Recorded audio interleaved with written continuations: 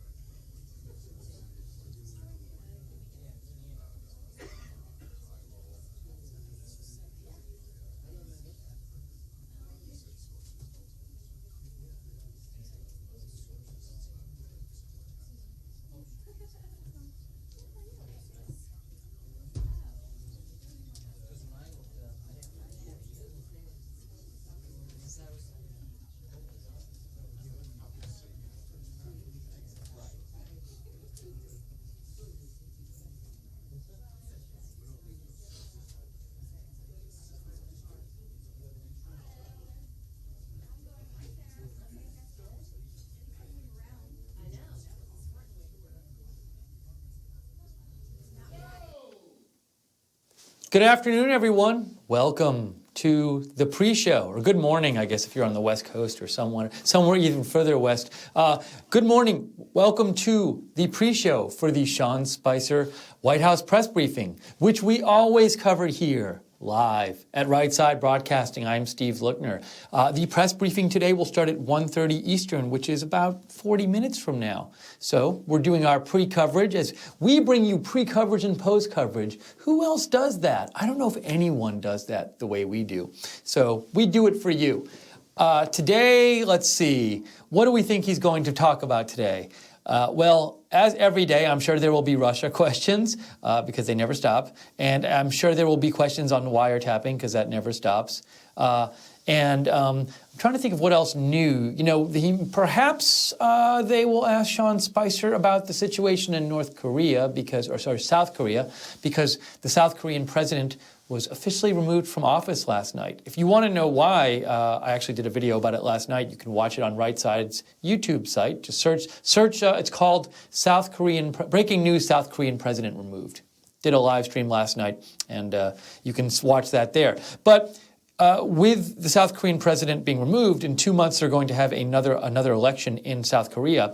And from what I have been hearing, it's highly likely that the new president will be someone who has a bit of a different attitude towards North Korea. This current President Park, who is the current president, her administration was seen as willing to take a hardline stance toward North Korea, willing to go for hard sanctions, and they just brought in from the U.S. this anti-missile system, which they are installing in South Korea, and then supposedly the new likely president of South Korea will be someone who maybe wants to negotiate more, doesn't take such a hard line, wants to try to work with them rather than, say, threaten them, kind of thing. So I'd actually seen a quote from someone who what I'd seen was called like the most likely president of South Korea, the next president, and he said that he wasn't for this anti-missile system. So will they send it back? What's going to happen with that right now? So I'm guessing that might be asked about during the press conference. Speaking of which, by the way, there is this there's this whole thing going on now, which if you're interested in reading more about this, there's a story in the New York Times about it today. Even if you don't like the New York Times, this story was quite interesting. But basically, China doesn't like us sending our anti-missile system to South Korea because they see it as destabilizing, and they don't like having our anti-missile system there. It's like a military. It'd be like if somebody, Russia installed an anti-missile system in Mexico. Our government would probably be upset about that. So China doesn't like having it there.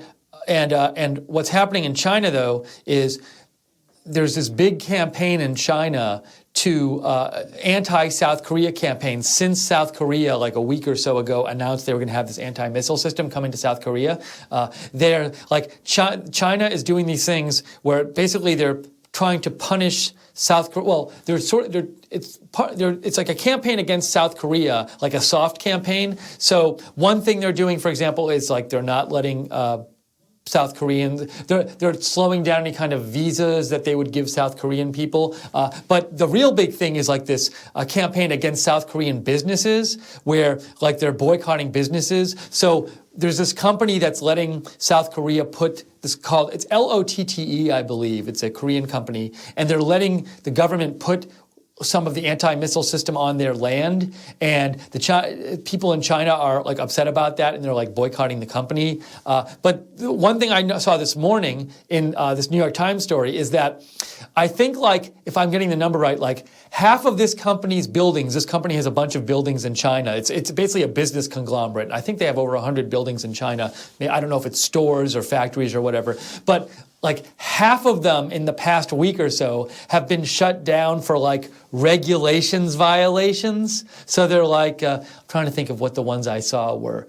It was just just for various ones, it's you're violating this regulation, so we're shutting you down for a month or so, or for indefinitely. And this all happened to coincidentally, half of their buildings have been shut down for regulations in the last week or so. So it's not just the people of China are we don't like the South Korean company because of what they're doing. It's organized by the government, and also the state-run press, from what I've been reading, has been encouraging this anti-South Korea business thing since this anti-missile system was moved into South Korea by America, since South Korea let the American anti-missile system come in. So interesting story. Will this be asked about in the press conference? I don't know, but I thought it was interesting to talk about. Anyway, would love to hear any thoughts you might have on what you might think will be asked in the press briefing, or just any thoughts you have on the big issues that are going on today. So health bill, that's going on. It's supposedly moving forward in the House. I've heard nothing to suggest. From everything I'm hearing, in its current form, it wouldn't pass the Senate. So there's that whole issue. So who knows? My personal opinion right now is I feel like it's going to be very hard to get a version of this bill that passes the Senate, because you have some very conservative senators who want to throw out a lot of Obamacare, and you have some conservative Republican senators, and you have some moderate Republican senators, like some from blue states, who want to keep a bunch of stuff from Obamacare, subsidies and the things where no pre-existing conditions and stuff like that.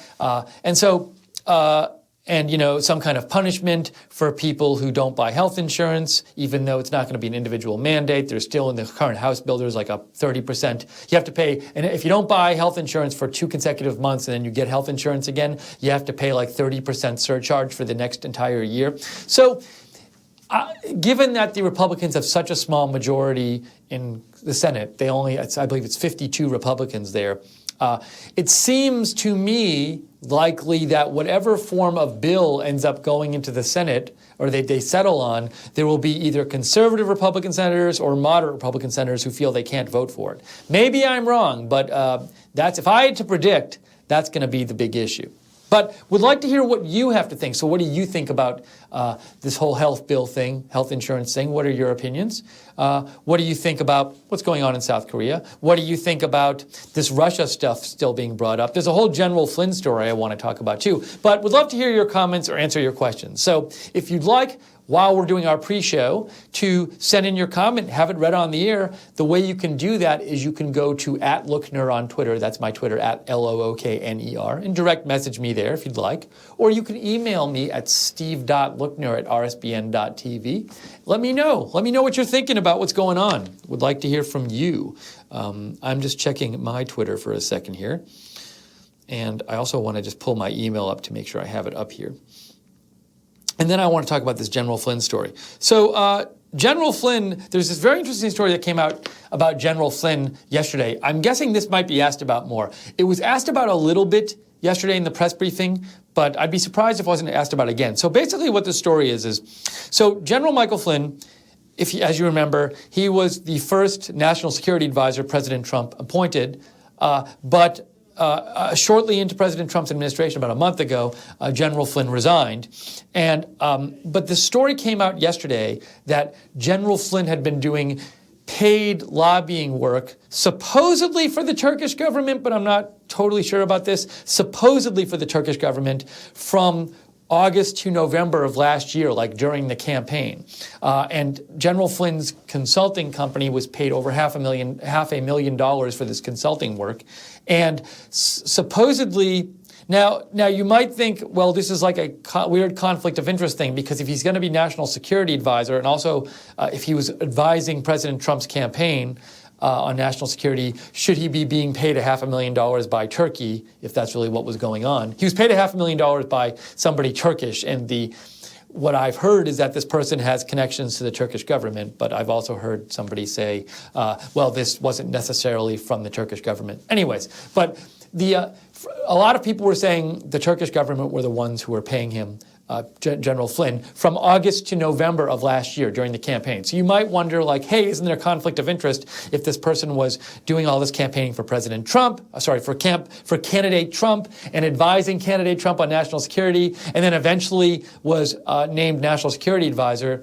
Is it a conflict of interest? And what Sean Spicer said yesterday when he was asked about this is he said that President Trump and the administration had no idea this was happening at the end of last year. They didn't know. Vice President Pence actually said yesterday this was the first time he had heard of this happening, that this deal General Flynn had, this consulting deal with Turkey supposedly. So they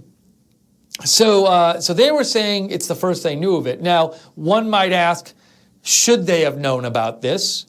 Wouldn't that be something that they should know about?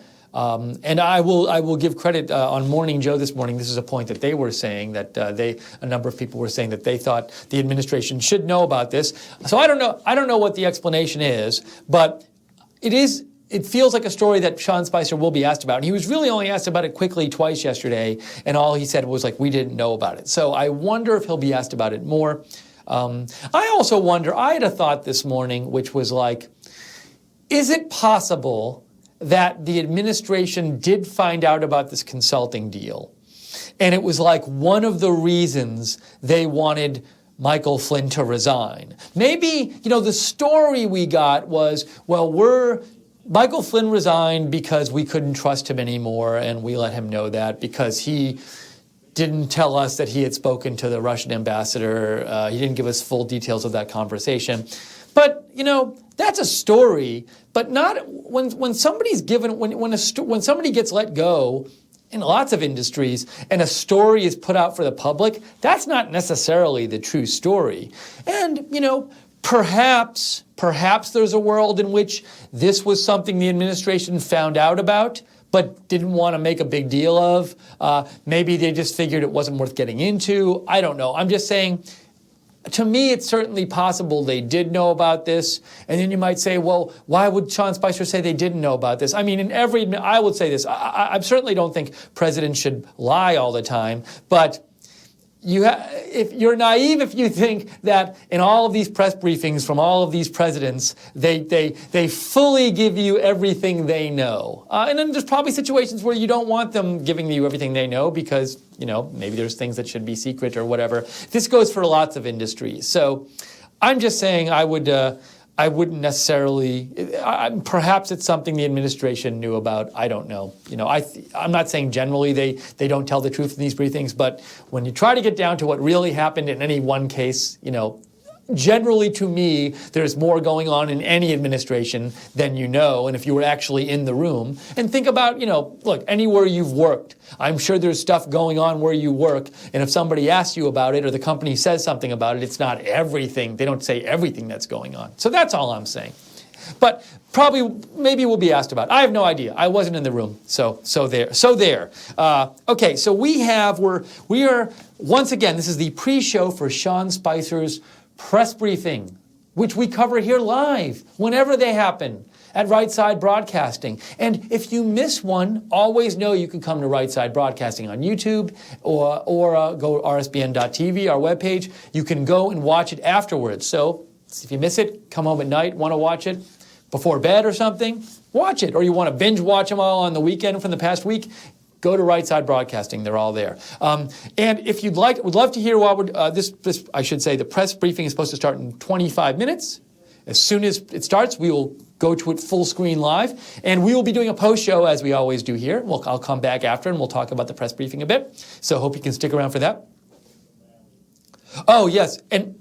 Okay, yes. And Jay, could you turn your volume up a little bit? You're a little soft in my ear. So, and if you want to write in, I'm going to read a couple of your comments in a moment. We'd love to hear your comments about either what you're looking for in the press briefing or what you think about general goings-on in the news today.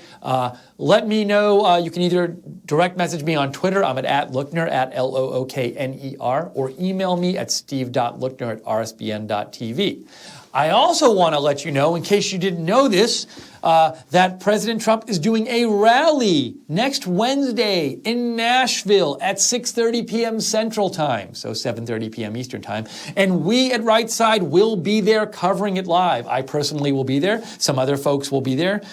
We will be covering the rally live. Come here. You can watch it. And we do, as we always do, pre-coverage and post-coverage. So we will be the only ones, I think, because we've always been the only ones, who go out and we talk to the crowds. We're the only ones who show the crowds, but we also the only ones who talk to the crowds. So we will be talking to people out there who are at the rally, waiting for the rally, hearing what they have to think, what's going on with them.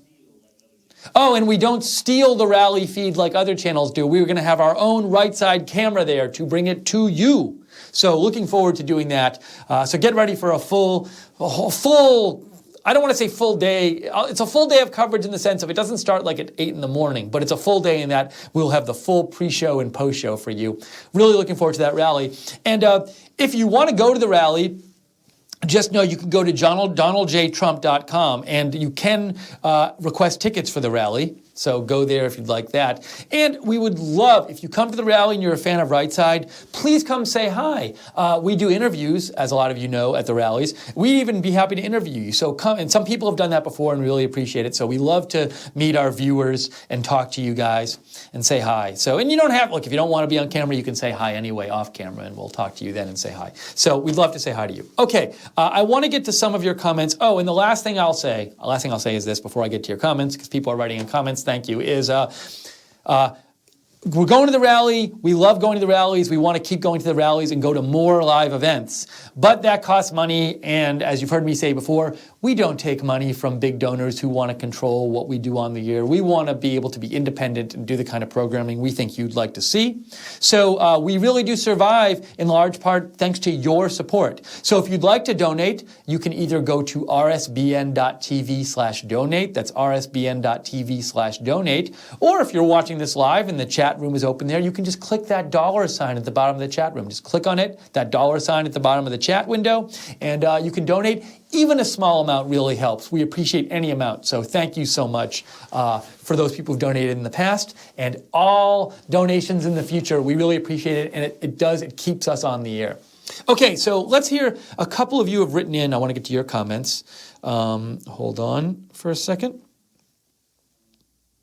This is from Chad Matthew. Chad Matthew says, what do you think of the overly biased liberal media in the briefings? My opinion is that they still can't accept President Trump's massive landslide electoral victory. They might need their therapy dogs and crayons/coloring books, LOL. Need to give them their safe space in Afghanistan. Make them fight our war against ISIS. Thoughts? So, I will say this. On the one hand, traditionally, in presidential briefings, press secretary press briefings, there is a bit of a confrontational attitude because the press is there and they want information and they're always going to get less information than they want. So even if you go back and watch, say, Joss Earnest briefings from President Obama, it's not like the press was all nice to him and just everything he said they were totally cool with. So on the one hand, I do think some of the confrontationalness is just the nature of that press briefing. But I do agree, Chad, that there is this liberal bias in general in the mainstream media, and I just say that from my personally looking at the mainstream media for a long time, and since the campaign, the whole time President Trump was running, looking at it, and since he's been president, and I do think it's there. And I also believe that a lot of the press, those people in the mainstream media, personally really do not like Trump. And I think there's a great evidence of this from their personal Twitter feeds. If you read their personal Twitter feeds, for a number of them, it's clear. It's clear. To me, Maggie Haberman, perfect example of somebody. We go back and read her Twitter feed, does not like Trump, and it's a very biased Twitter feed. And Katie Tur is like this too. And unless they're intentionally trying to present a deceptive view of themselves on their Twitter feed, to me, those are two people where you can just see how much they dislike Donald Trump. They really don't like him, and this comes out in their Twitter feeds. And when I see people the people at the media. In the media who you see in the press briefings and you see covering Trump in general, I do think some of them do have a personal dislike of Trump, and it seeps out sometimes. So I wish it didn't happen. I'm fine with people, if you want to make an editorial, make an editorial. But to me, if you're covering the news for a major news entity that's not like overtly biased, like if it's not like HuffPost or Gateway Pundit or something like that, if it's the Washington Post or MSNBC or Fox News, even though they lean one way or whatever, this is a big news organization. You should have objectivity. I personally don't feel that their personal Twitter feeds should be overtly biased one way or the other too, because I think that shows that they can't. To me, if you're going to be a reporter for one of these big entities that's supposed to be a big news entity and supposed to be somewhat fair, you shouldn't have a personal Twitter feed that's totally biased. That's what I think. I think it's weird, and and I certainly think that the stories that run shouldn't be biased and the coverage shouldn't be biased unless they're going to overtly be out there as like, we're totally liberal or we're totally conservative. So I do think this is there. As to whether. So I think there's a bunch of things going on. I think when you see the confrontation in the briefings, I do think some of it is just the natural confrontation you see between press who wants information and press secretary who's not going to give them as much as they want. But I also think there is in the media, among some of them, this real, I don't think hatred is too strong a word for some of them, a hatred of Trump and dislike of Trump and biased coverage, and I think that comes out sometimes in the press briefings too. Will it change? I don't know. I'm guessing no for some people, but we'll see. Maybe for some it will. Good question, Chad. Okay. Oh, this is from sorry, this is from Vita Marie. Vita Marie says, let's see. I wonder what's going to happen with the CIA. How are we supposed to believe anything that comes out of these agencies anymore? So, are you saying what's going to happen with the CIA in terms of this WikiLeaks thing? I think you might be asking that. So, there was a big, as a lot of you know, WikiLeaks has just released the first part of a whole load of info and code, the documents that they got from the CIA, they obtained from the CIA, and included among them is, included among what they have obtained, they haven't released all of it yet, but included among what they have obtained is the new cyber weapons that the CIA has created and cyber spying tools to break into things like Android phones and Samsung TVs to make the TVs be able to watch, listen to people even when the TVs are off, Android phones, iPhones, Windows computers, and so this stuff, and these are very powerful weapons, and they're supposed to be obviously very secret because you don't want enemies to know you have them. And this stuff got released, which seems like a huge security breach. And you're saying what is going to happen with the CIA? So I know there's a investigation going on, a criminal investigation into the release of these leaks. The release of this information that supposedly was classified from the CIA, and who did it? Was it somebody who worked for the CIA? Was it a contractor? Was it someone else? Who knows? So that's going on. As to your question, how are we supposed to believe anything that comes out of these agencies anymore? I think you might be talking about something from WikiLeaks, different than WikiLeaks, because with WikiLeaks, I don't think anyone generally is questioning the veracity of the WikiLeaks CIA release. So perhaps you're talking about, Vita Marie, when there are leaks that come out from the intelligence agencies that have been the ones that seem to have been directed against the Trump administration over the last few weeks, like the leaks about General Flynn and the leaks about, Jeff Sessions meeting with the Russian ambassador and that kind of thing. Do you mean that kind of stuff? How are you supposed to believe anything that comes out of these agencies anymore? Well, I do think that's an issue we should be perpetually asking. That's not, I don't think you want to have an attitude of like these people are always trying to lie, because I do think a lot of people, and personally I think probably the vast majority of people who work at these places are really doing the right thing and also really work there and are patriotic and want America to do well and want to support America through working at these intelligence agencies. But, you always get people who don't. And I don't know, perhaps there's a lot of people who work in these intelligence agencies these days who don't like President Trump. Or perhaps there's a few, but they do, I'm guessing with these leaks, it doesn't take a ton of people to give leaks. If there's one or two people on the inside who are disgruntled and they want to make leaks, they can give a lot of them out. So I don't have a real feel for how pervasive this is. But I do like to think that most of the people who work at these places, whoever is in charge, whether it's Democrat or Republican, are good people. And in the same way, I think, once in a while we hear about a rogue cop doing something, but I don't think that means that most cops are bad people. I think most cops are probably really good people.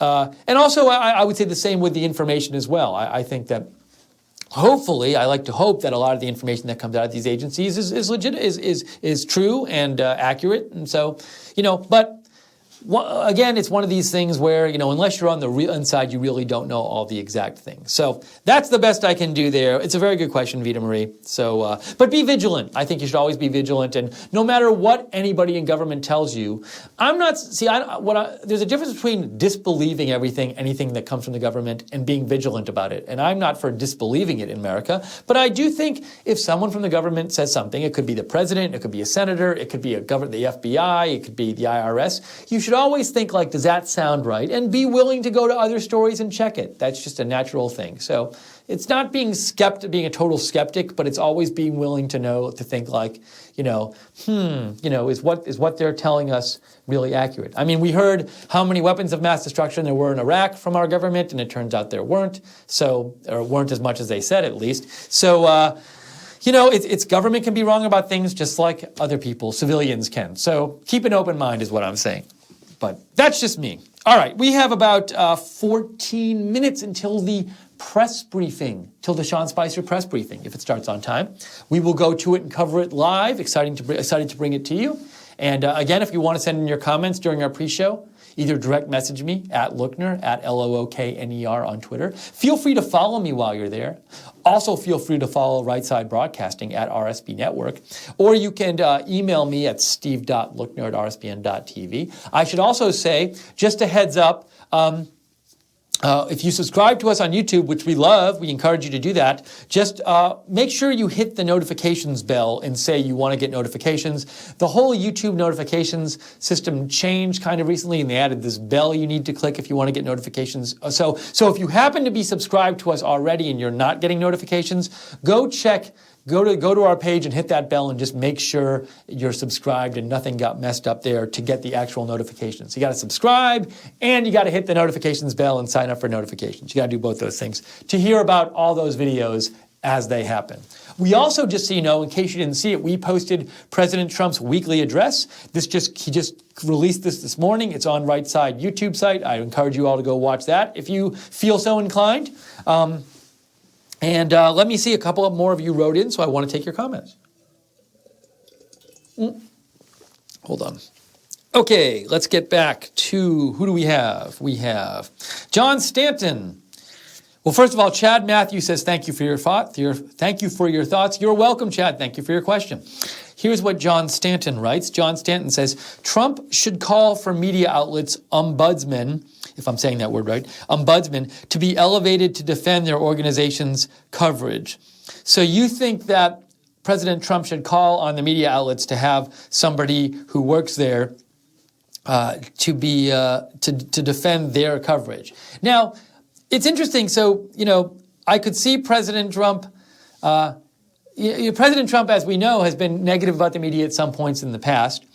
But I wonder do you think, John, that perhaps President Trump, there's like two sides. He could say, I should call them out. Or is there part of President Trump that might be thinking, I just don't, the more I call them out, the more attention it draws to them, and I just don't even want to draw attention to them. So I'm going to start ignoring them rather than calling them out and being publicly angry with them because I just don't even want to give them any more attention.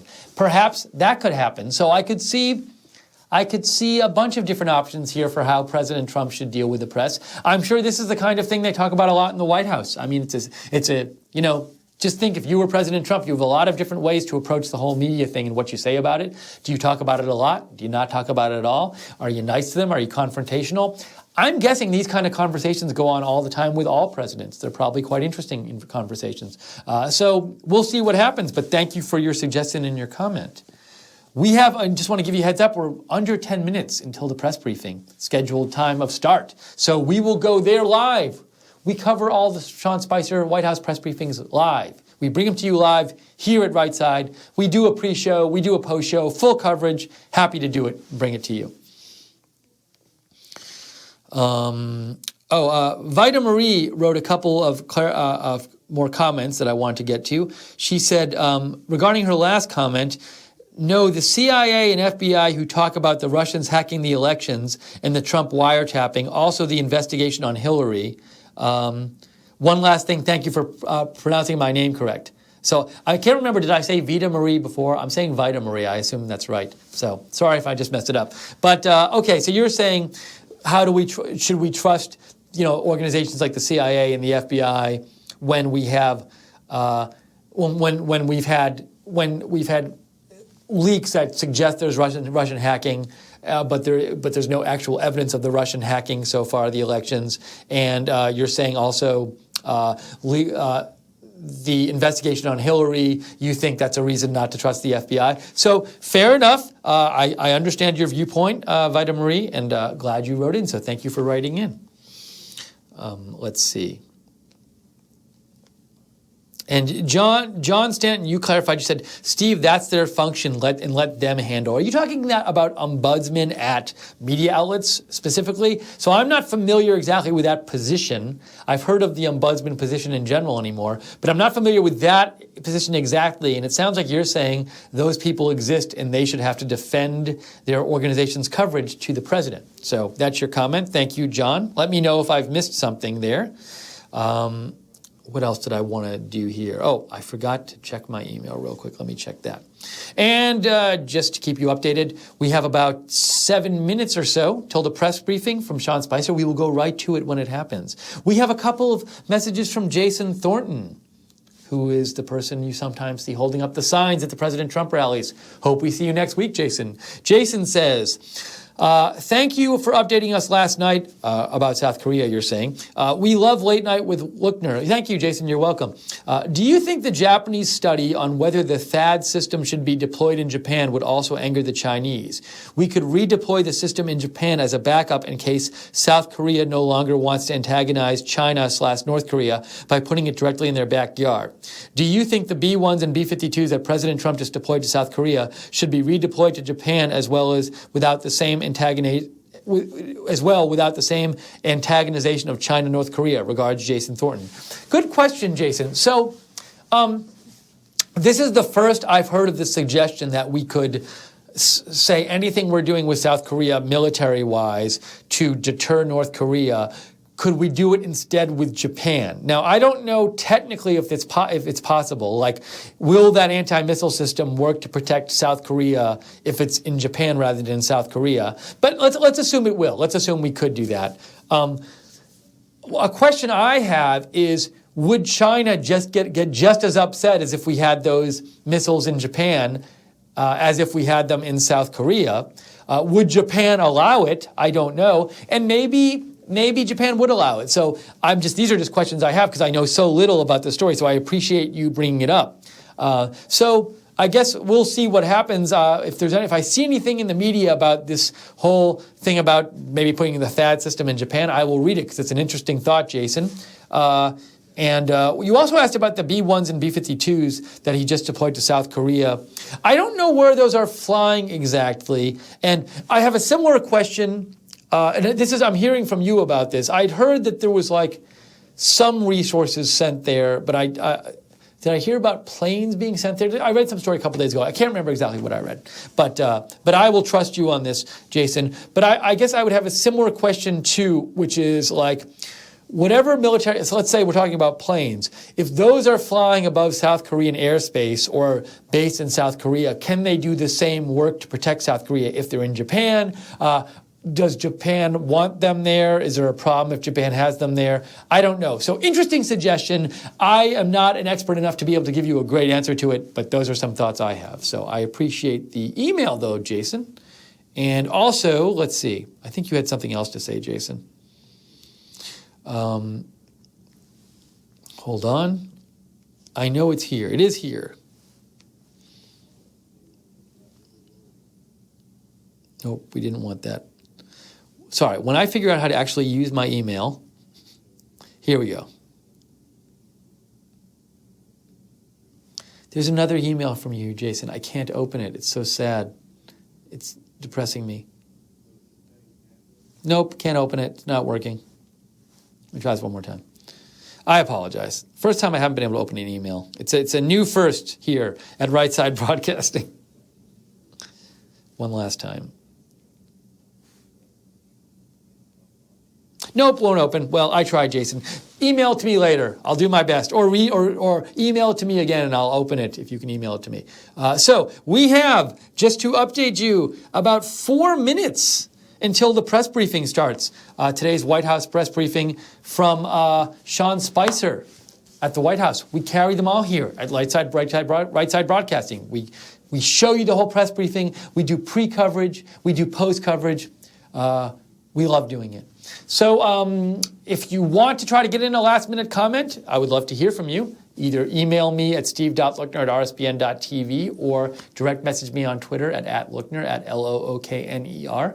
Before we go to the briefing, I will give one last encouragement because just say again that we appreciate your support and we cannot stay on the air without your support. We rely on it to be in business and to bring you this kind of coverage of events and coverage of the rally next week. We're going to be at Donald Trump's rally on Wednesday, bringing you live coverage from Nashville, showing you the rally, talking to the crowds, interviewing people in the audience. Excited to do that. But that costs money, obviously, to do. So if any kind of support you can give us, we so appreciate it. keeps us on the air. You can either, if you want to donate to us, you can go to rsbn.tv/donate, rsbn.tv/donate, or if you're watching this live and that chat room is open, there's a $sign at the bottom of the chat room. You can click on that. Even a small amount is super appreciated. Thank you to the moderators, by the way, for moderating the chat today, as you always do. Really appreciate all your hard work, moderators. Thank you. Let's see also, I forgot, I like to check my Twitter while we're doing the pre-show, as I've said, because, we're on for a while and I might miss something that's actually going on. So let me just real quick see if there's anything there. There was this big viral video that was going around today, which is on the BBC last night. They were interviewing a guy about South Korea, I guess some sort of expert. And he was doing the interview from his, I want to say it looked like an office, but it turns out it was in his house. But, he was in a suit and tie and he had all the books in the back and everything. And they're doing this interview. And then during the interview, the door opens and it looks like a kid about 3 or 4 years old kind of struts in like this, wearing some kind of funky glasses. And the kid just walks right up to the camera and the guy doing the interview tries to doesn't hard push the kid, but sort of does this with the kid because it was his kid. So he does this and tries to keep the interview going. And then while he's doing this, the kid just stands there. And then the next thing that happens is a baby rolls in. A baby has one of those things where they stand. It's I don't even know what it's called, but it's the thing the baby stands in and they can put their food on it around it. It's like a circle. And so the baby struts in through the door behind it. And it's actually quite a funny clip, but it's one of these things where everybody was posting about this. And I was I'm not going to watch this viral video. There's too many viral videos, everybody posting it. And it's I just don't want to get involved in viral video land. Then I'll watch it and it won't be that good. It'll just be another thing. But I finally said, you know what? Everybody's posting about it. I'll watch it. And it actually was entertaining. So I hate that I'm recommending a viral video to you, but if you're somebody like me who doesn't usually watch viral videos, you should give this one a try. Go look up baby interview last night and you'll find it. But it's one of the ones where people say, watch this, and it's not that good, but it actually is kind of good. So go watch that if you have an extra 40 seconds. Wow, I've really done it. I recommend a viral video. There you go. Chad Matthew writes in, just one more thought for today. We all hope you are involved at some point in press briefings. Need some balance in there. Not all reporters are attacking Sean Spicer, but one in particular is April Miller. She has a narrative of liberal bias and tries to push the narrative as President Trump said XYZ. Doesn't that make him a racist? That's what I'm talking about for liberal bias. Thanks. Thank you, Chad, for your clarification and for your comment. Appreciate it. So it's 1:29, sorry. 1:29 p.m. Eastern Time, 1:30. So we are at the scheduled start time for the briefing. Sometimes these start late. This just happens. I remember yesterday it was starting a little late and Sean Spicer himself tweeted out and he said, hey, we're starting soon, hang tight. That wasn't his exact tweet, but basically what he said. So we will keep going, but it's the moment we know this press briefing is starting. Oh, this is interesting. Did he tweet this out? President Trump tweeted out 2 minutes ago, join at Press Secretary Live coming up soon. How fascinating. So President Trump gave a plug for the press briefing. I don't know if has he done that before? This is on the @POTUS Twitter feed. Just 2 minutes ago. He said, join at Press Sec Live coming up soon and gives the link to it. There you go. So that's it. That's fascinating. I don't know if he'd ever done that before. Wow. Let's just see. I'm just checking my Twitter to see if there's anything that came up that I want to mention to you recently.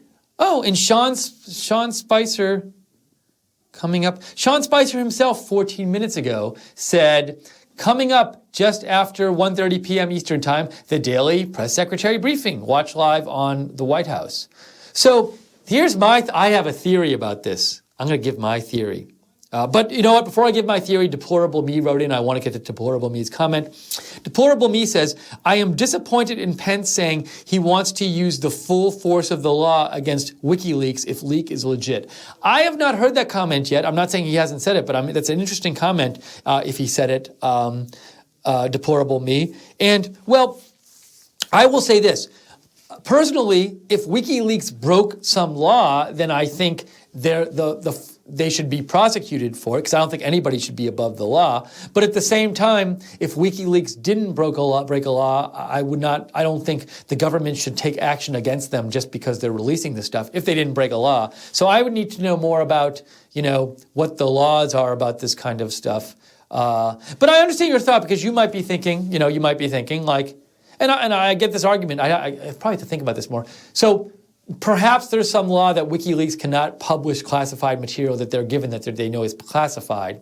Now, but I let me say this. As to Vice President Pence's comment, if he's the vice president and WikiLeaks is releasing classified information and there's a law against it, I can understand why the vice president would want to say we're going to enforce the law and use the full force of the law against them.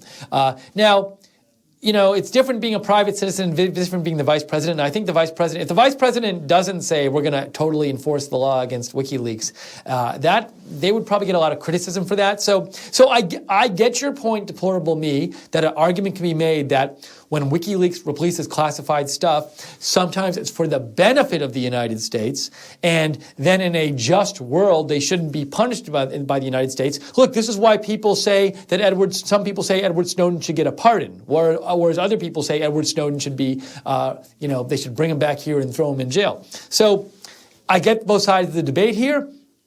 But in terms of the vice president's comment, this comment that you're reporting he made, if he made this comment, I can understand why he made it. But I also understand your view as well, deplorable me, so I appreciate you writing in. Let's see. You have Boog Rowe says, yes, President did, and I retweeted it for you. Are you talking about the tweet he just sent out? I think. So thank you, Boog Rowe. Let's see. My theory here, so I was just talking about how Sean Spicer and President Trump both tweeted in the last 15 minutes about the upcoming press briefing. And in both of their tweets, they included the link to the White House feed. Here's my question. Is it possible that they want to let people know more that they have this White House website, whitehouse.gov, where they show live events, and that they're making an organized effort to promote that today? Because both President Trump and Sean Spicer linked to that feed on their site. So maybe they're trying to promote their site, because there's this White House site, and obviously they would like more people to go there and read, what they post about the White House and President Trump and stuff. So perhaps, they've said, hey, when we tweet out and there's an event going on, let's show the link to it that's up at the White House feed, because they both posted that today. So that's just a guess. I don't know. I'm just guessing. That's my theory. Let's see here. So we are at 1:34 p.m. Eastern Time. We know there's definitely a press briefing happened, because President Trump and Sean Spicer have just tweeted out about it recently, and we're just waiting for Sean Spicer to get on the stage, get up to the podium. Is it really a stage? I don't know if we call it a stage, but get up to the podium and start. As soon as that happens, we will let you know. Until then, feel free to write in more comments. Appreciate all the comments and questions today. You can write into my Twitter, direct message me there at Lookner, at Lookner, or email me at steve.lookner@rsbn.tv. And again, if you want to follow Right Side Broadcasting on Twitter, get all the latest updates from Right Side Broadcasting at RSB Network. And to repeat, if you just joined the broadcast, we will be covering President Trump's Nashville rally live next Wednesday from Nashville. It's 7:30 Eastern, 6:30 Central is when the rally itself starts. But we will be on hours before then. We'll give you a more exact time when we have it. We'll tweet it out to you. But you can watch it. We're going to have pre-coverage. We're going to have post-coverage. I will be there. As I've said before, I really want to try. We interviewed people in the crowd. If we've watched this, if you've watched our rally coverage, we do that. We're the only ones who do that. And we talk to people who are in the crowd at the rally. But at the same time, I'm going to try to do this thing where we talk to people in line before the rally, if we can set that up, because people get in line for hours before, and I would love to hear about those people who are so enthusiastic that they just want to get in line and just sit there and wait for several hours before to get a good spot at the rally. So And we're going to try to talk to some of those people too, because I don't, that's a fun thing to do. We didn't get to do it in Melbourne, so we're going to try to do it this next rally. So hope you can join us for our coverage of that. Vita Marie has one more comment. Vita Marie says, I agree with deplorable me. I feel corruption needs to be shown so that way we can fix it. So deplorable, what you're saying, Vita Marie, is you agree that it sounds like you're supporting WikiLeaks, what they're doing, and you don't think the full extent of the law should be used against them. So thank you, Vita Marie, for your input on that.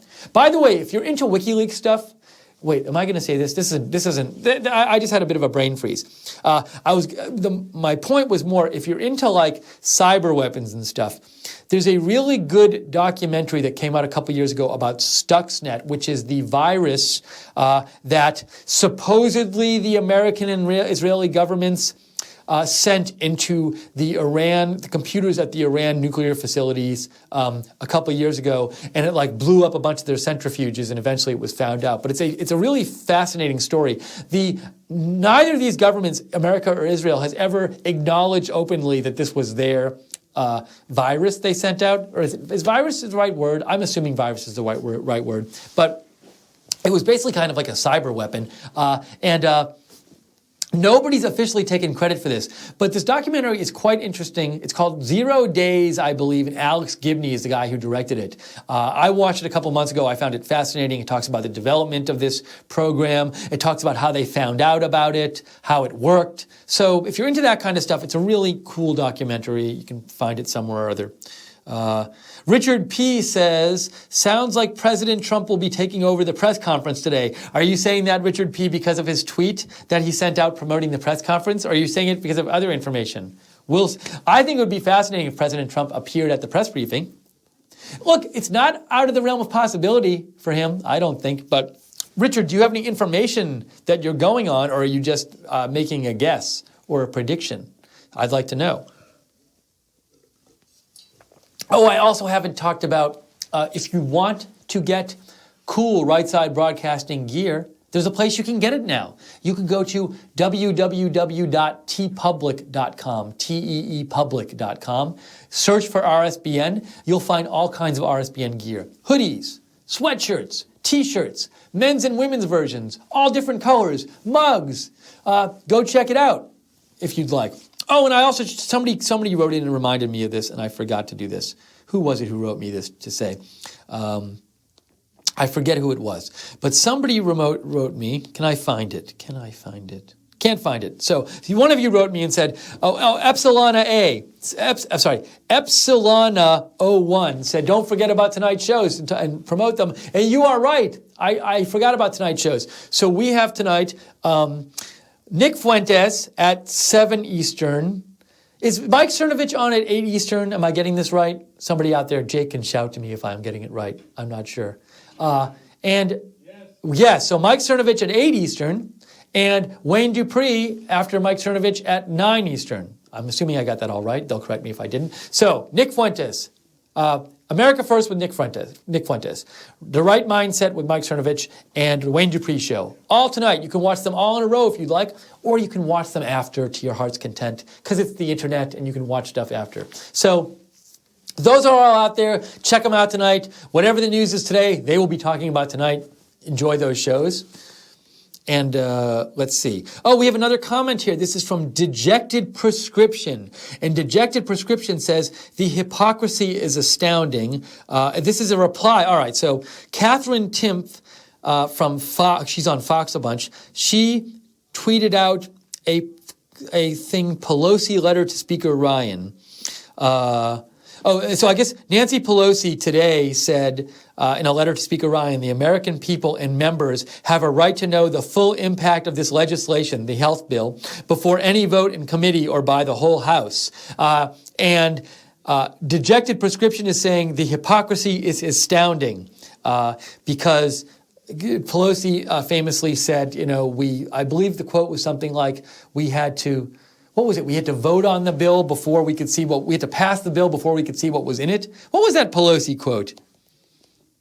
I'm looking it up. Pass bill before what's in it. I forget the exact quote. Let's see if I can find it. The famous, we have to pass the health care bill so you can find out what's in it. So Dejected Prescription was writing in the hypocrisy about Nancy Pelosi's letter to Paul Ryan today. Thank you, Dejected Prescription. I don't even know if you might have just been posting that to me and not even specifically for this pre-show, but I read it on the pre-show anyway. So thank you. Richard P. says, I have no knowledge that Trump will take over the presser, but he has done it before, so based on that, I think it's a good bet. Has he ever, Richard, taken over one of Sean Spicer's press briefings? I don't know. I don't recall this. Maybe I'm forgetting, Richard, but thank you for writing in. Feel free to write in again. We are waiting anytime now. Sean Spicer's press briefing will begin. We're going to bring it to you live. We will go to it live as soon as it starts. It was a little late yesterday. It was about, I think, 50 minutes started late. So maybe it's going to start about 15 minutes late today, which would be in about 2 minutes from now. We have our eyes on it. We're going to bring it to you as soon as it happens. And we know it is happening. Let's see. Richard P. also says this. Gee, Nancy, we have to pass it before. Gee, Nancy, we have to pass it before we can know what's in it. Question mark. So I think you're making fun. Oh, are we going to the briefing? We're going to the briefing. Enjoy the briefing. See you after for the post show.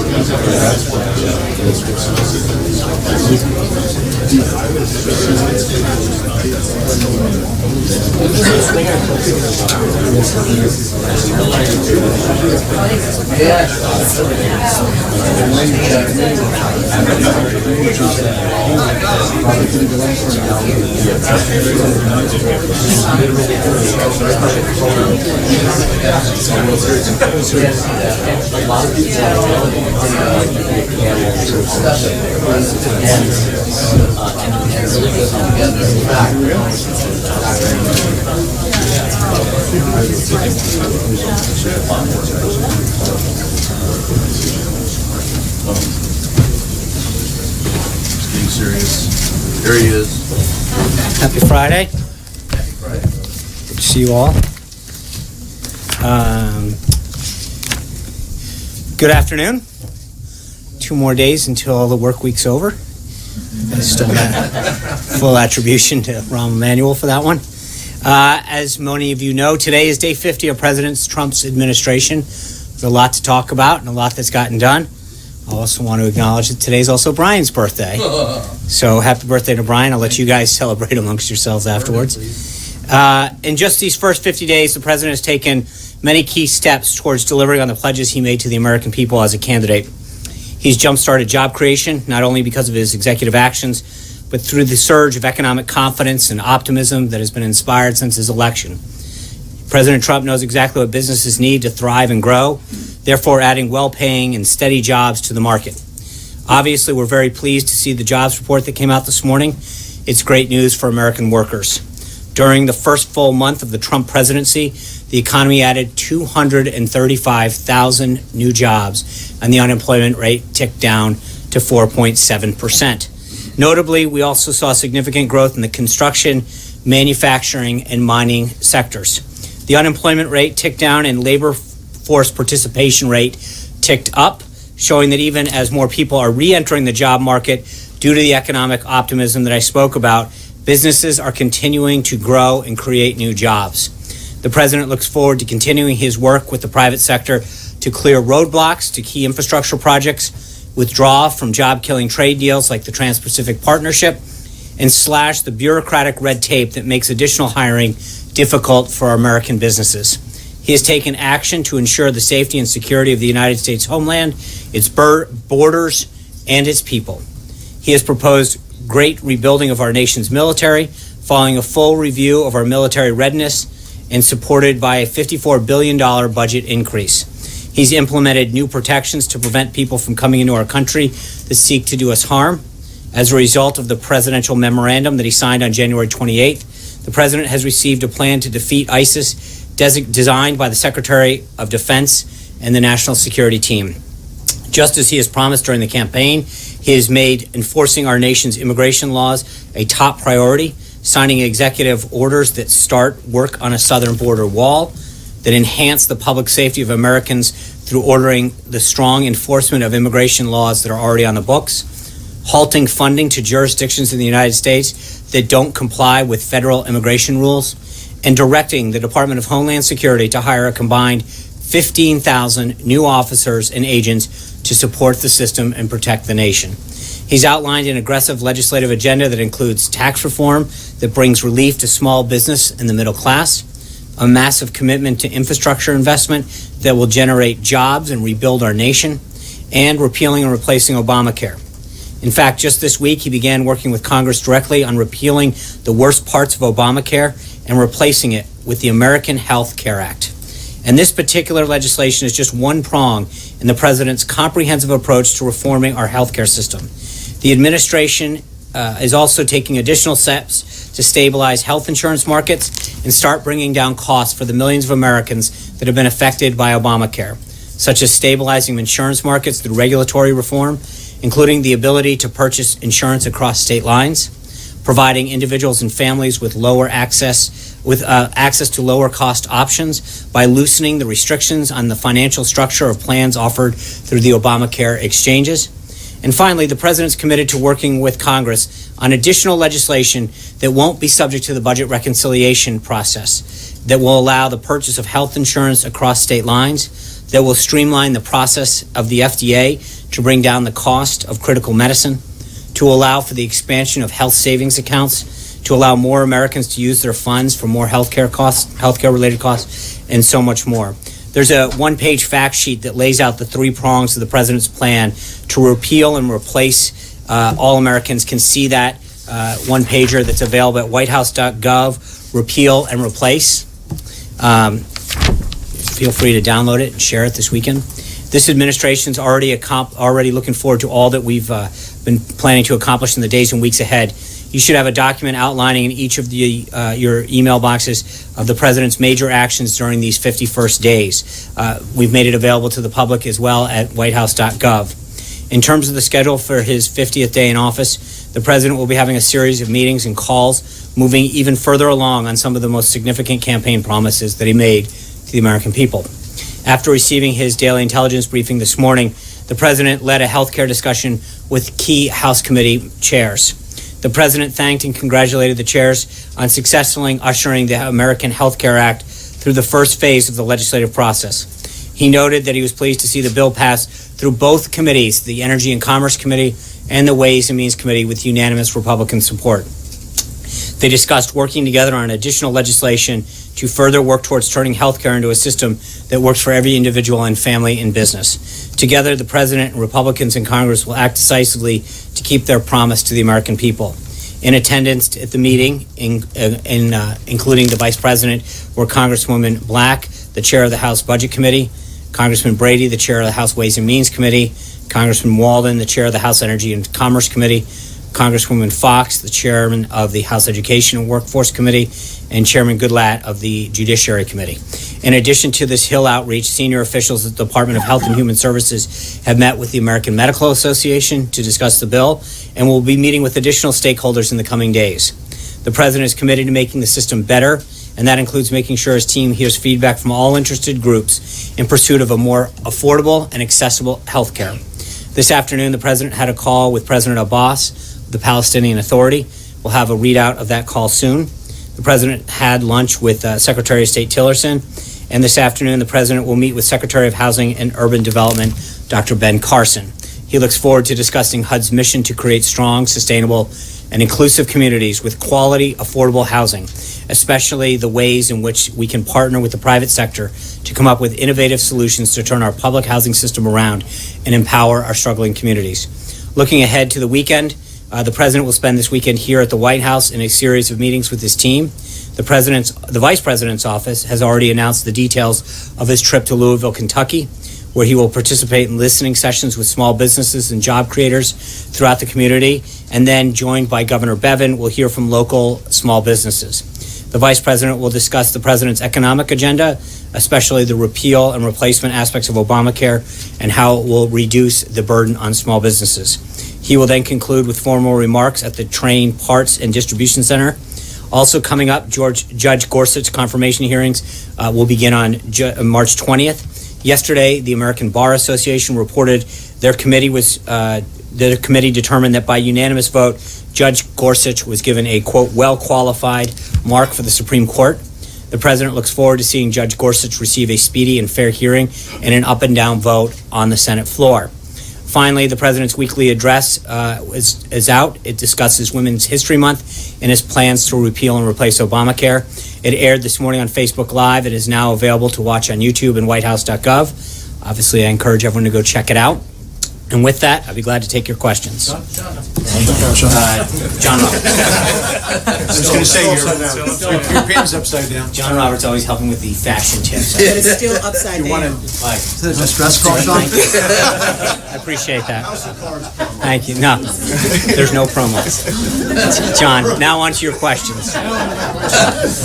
Thank you. Our involvement of sending Rangers and Marines into Syria marks a dramatic change in our presence on the ground there. And I'm wondering, how much autonomy is the President giving General James Mattis to involve U.S. forces on the ground in Syria? A U.S. Marine artillery unit and a team of Rangers have recently been positioned in Syria to provide a combined joint task force operation, Inherent Resolve. The commander, the agility to expedite the destruction of ISIS in Raqqa in particular. The exact numbers and locations of the forces are still a sensitive order to protect the location of the forces, but there will be approximately an additional 400 enabling forces deployed under existing authorities for a temporary period to enable our Syrian partnered forces to accelerate the defeat of ISIS, specifically in Raqqa. I think, as I've mentioned before, one of the things that the President has ensured is that the commanders have the flexibility to do what they need to fulfill the mission. The President is obviously, as Commander-in-Chief, made aware and signs off on all of those missions. But at the end of the day, it's going to be up to the generals to execute their mission to make sure that we continue to defeat ISIS and protect the nation. Now, our involvement there really sort of complicates the whole picture because we're aligned with the Kurds, but then at the same time, a NATO ally, Turkey, sees the Kurds as the enemy. And then there's what happens with Russia and its involvement with the Syrian government. So the big problem with Iraq was we never planned for the day after.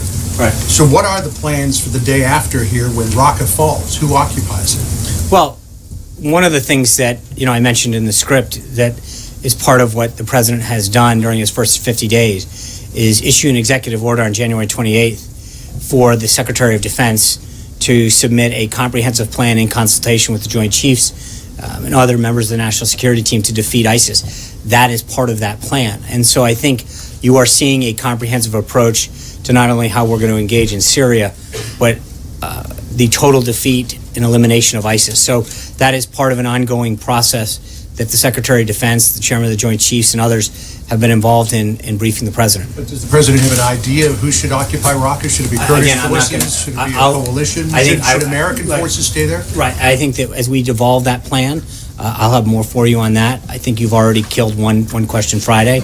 We're gonna get back to it. John Carl, one question Friday. Okay, I'll make it one.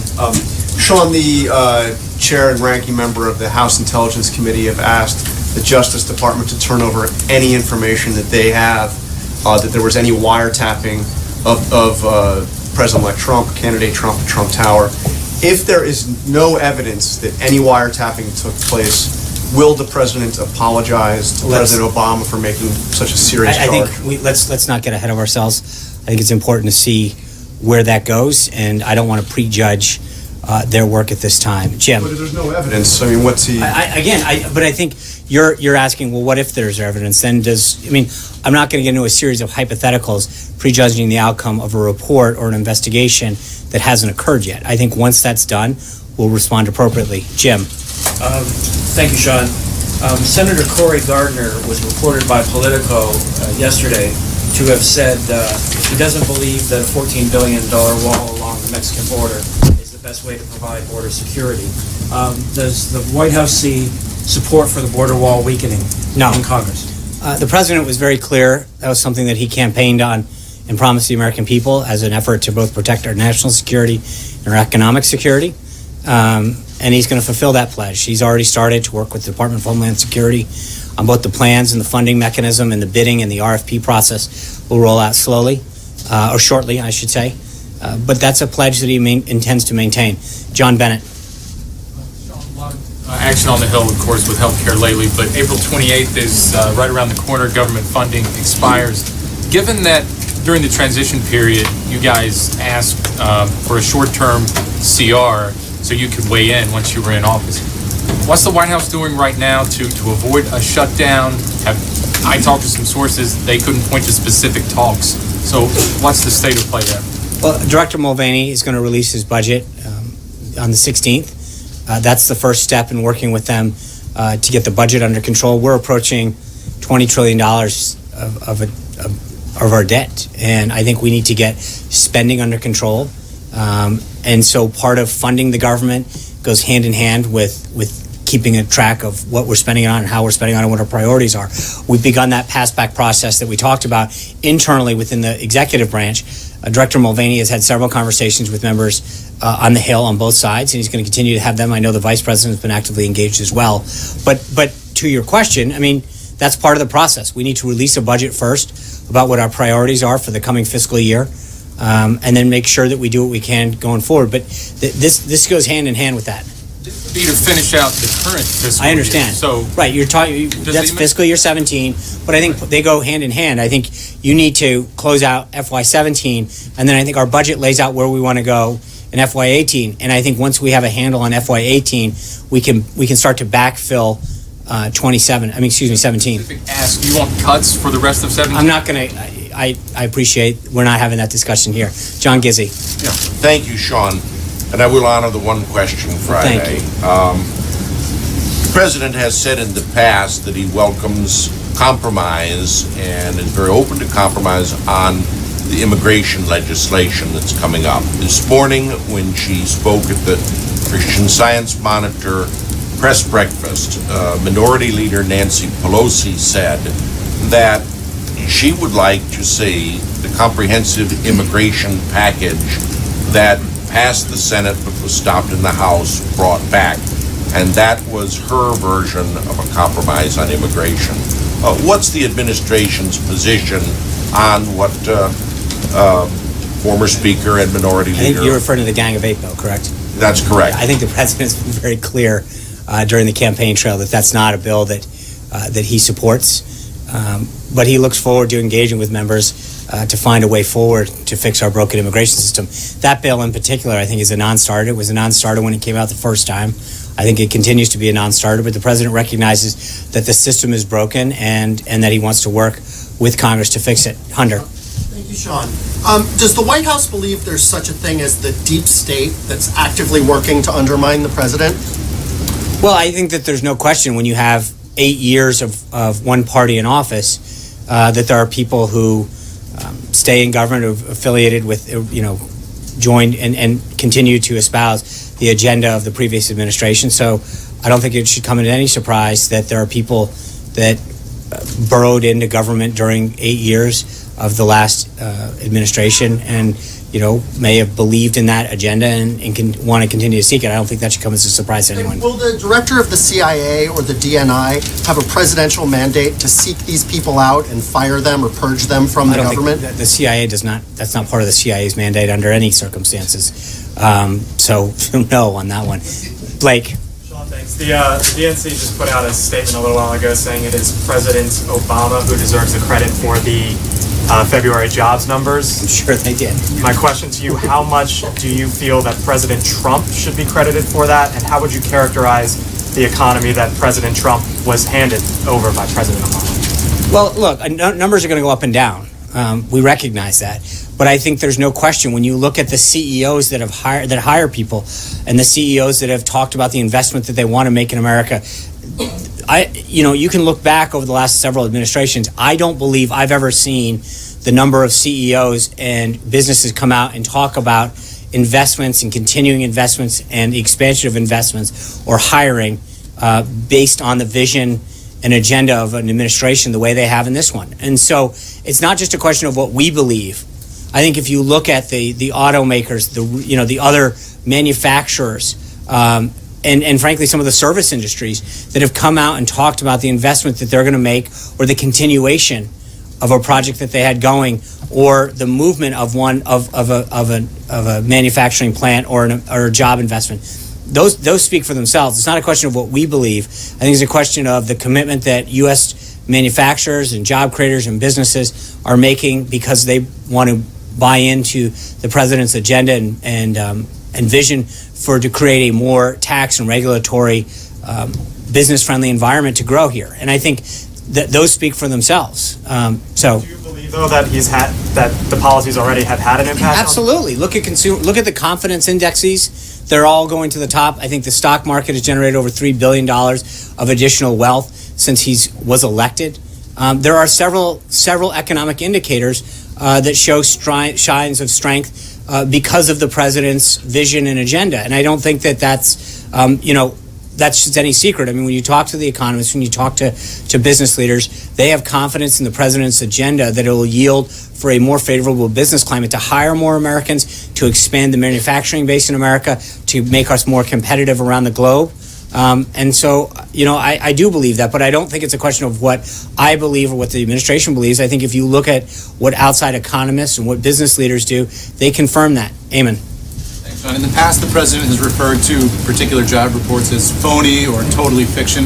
Does the president believe that this jobs report was accurate and a fair way to measure the economy? Yeah, I talked to the president prior to this, and he said, to quote him very clearly, they may have been phony in the past, but it's very real now.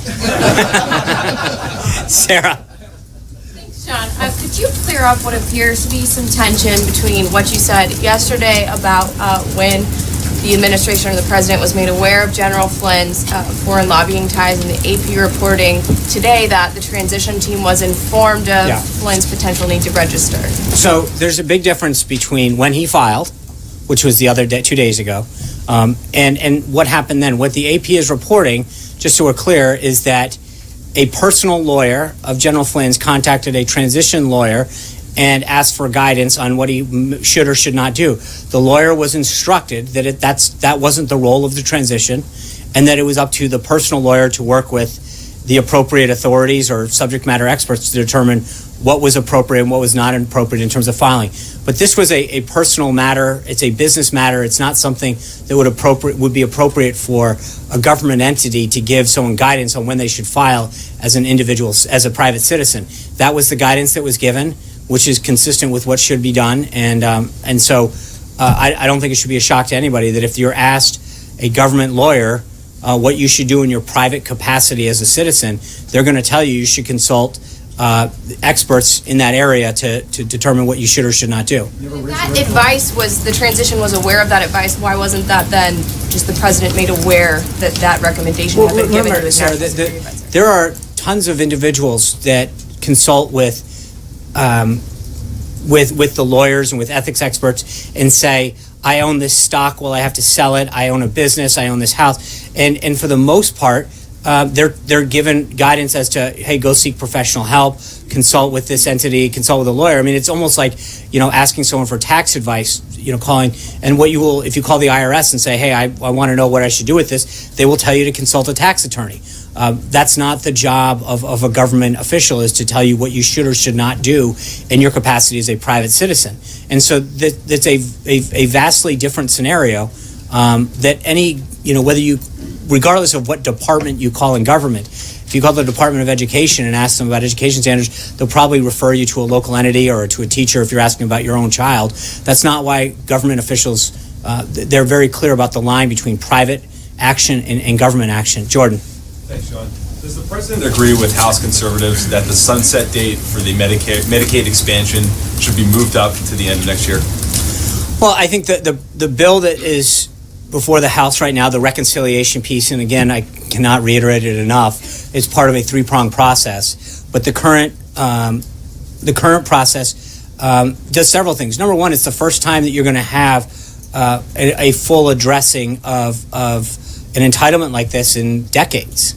It is actually a very, very good thing for conservatives when you look at how we're going to address Medicaid and an entitlement that many conservatives have fought for years need to be addressed. But that being said, the president's also been very clear through all of the discussions, and I've commented on that throughout the week, that as he meets with members of Congress and outside groups, that if someone's got an idea that can make this legislation more accessible, give more choice to the American people, drive down costs, make it more patient-centric, he wants to listen to it. But I think right now that's where the bill stands. We're going to continue to listen and work with members of the House and then eventually the Senate.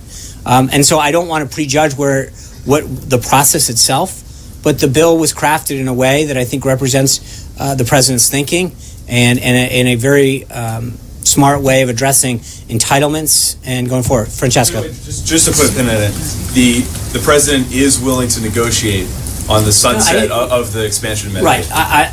Right now, the date that's in the bill is what the president supports. He is willing to listen to individuals on different aspects of the bill that might make it, that might achieve the goals that he set out. But it's not a question of negotiation.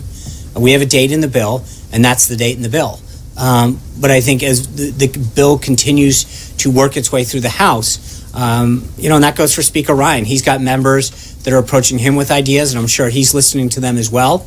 Senator McConnell's probably dealing with the same issue in the Senate. And that's the way that the process is going to work. And I've made it very clear since the get-go that this process is going to be one where we're going to take the best ideas, we're going to listen to individuals, and try to make sure that we achieve the goals that the president has laid out and the principles that he has laid out. Francesca. Thank you, Sean.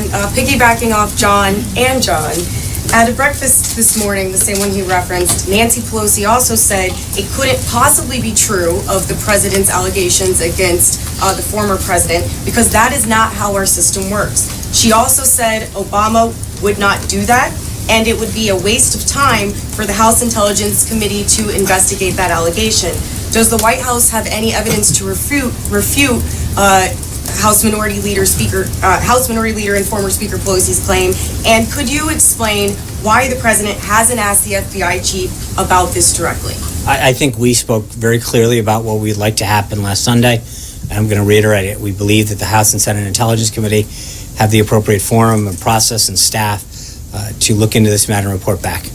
Sean, on Flynn, can you see that the president was informed at all about this arrangement?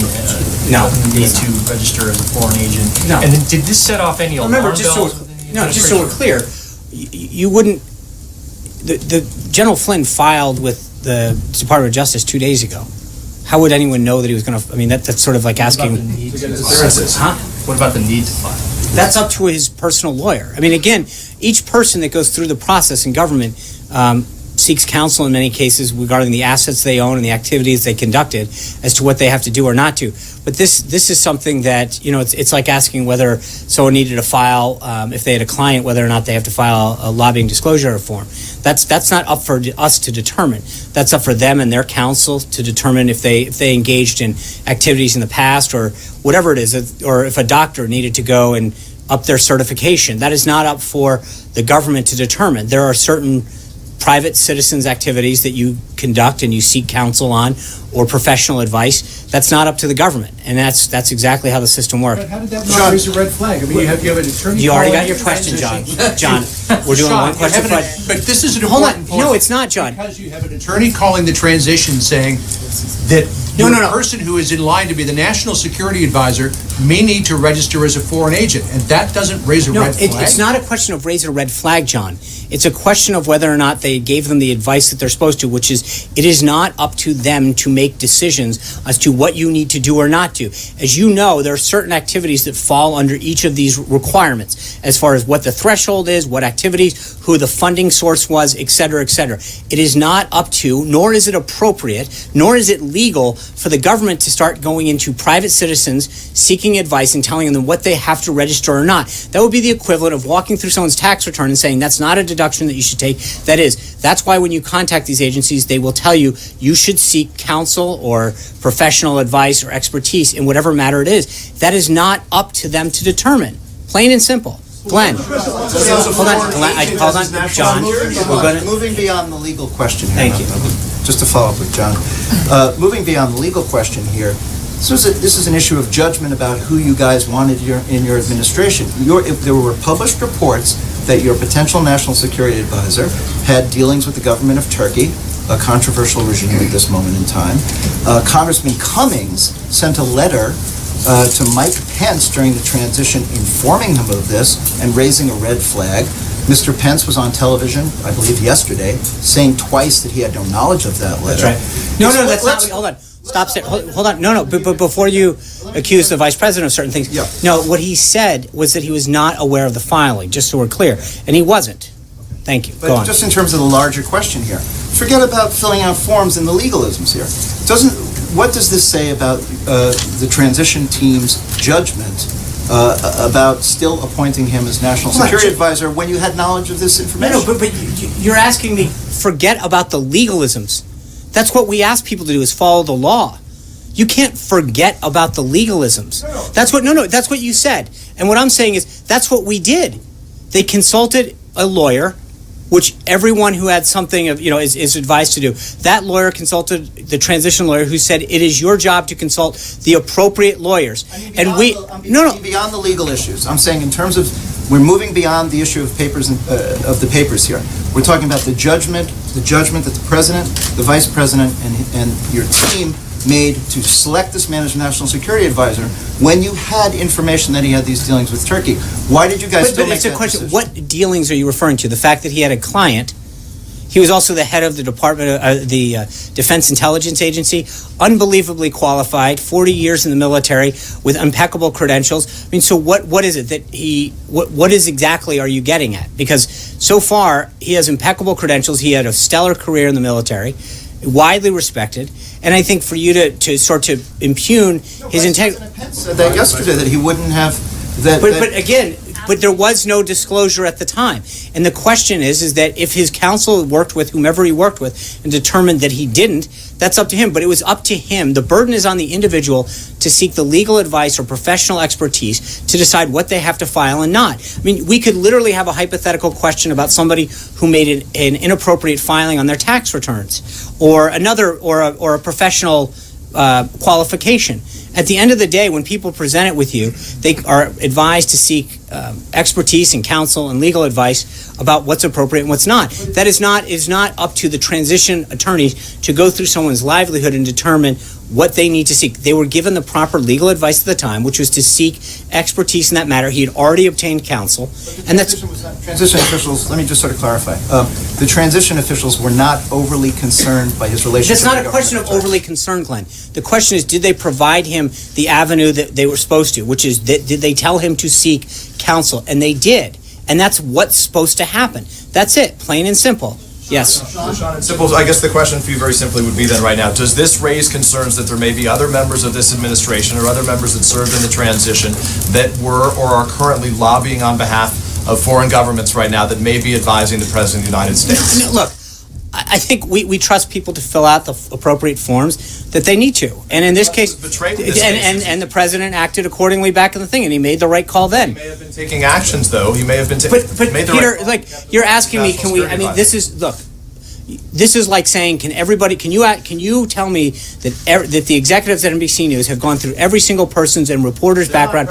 No, I understand that. But we trust people to fill out the forms that they're required to do so in an honest and legal manner. And in this case, he retroactively filed the forms that he was supposed to do, but we advised him to do what the legal and proper thing was, and that's the right thing for this administration. So we did the right thing then, and we expect every employee to follow the law. This president, when it comes to ethics, when it comes to lobbying, he instituted a 5-year ban. He banned people. He has ran on a commitment to drain the swamp. He has been very committed to making sure that we institute high standards here and that we're held to them.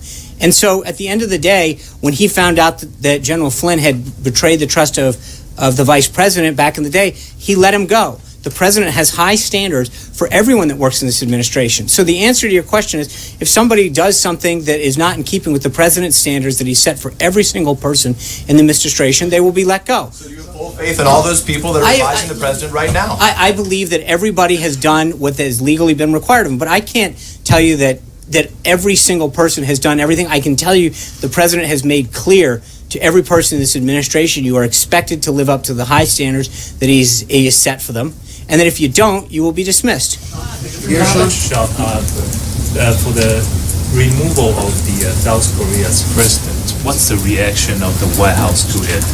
And also, we know that there will be a presidential election very soon in the South Korea, and we know several leading candidates. They prefer less confrontation with DPRK and also oppose the deployment of a THAAD system. Does the White House look into the impact of the election might bring?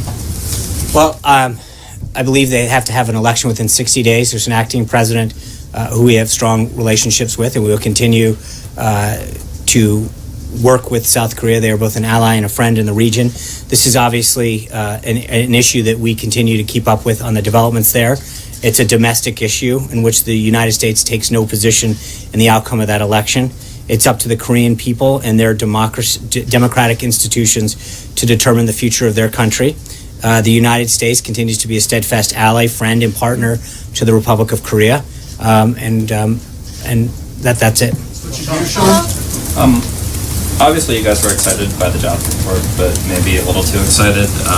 Both you and the president tweeting within an hour of the jobs data coming out, which is a violation of federal rules. So I'm wondering, I guess, both if there is counseling in viewing the president's future, but also what you say generally to critics who say the risk of doing this is politicizing what should be kind of nonpartisan by the books. No, what I understand is that rule was instituted to deal with market fluctuations. I could be wrong, but I believe that's why it was instituted.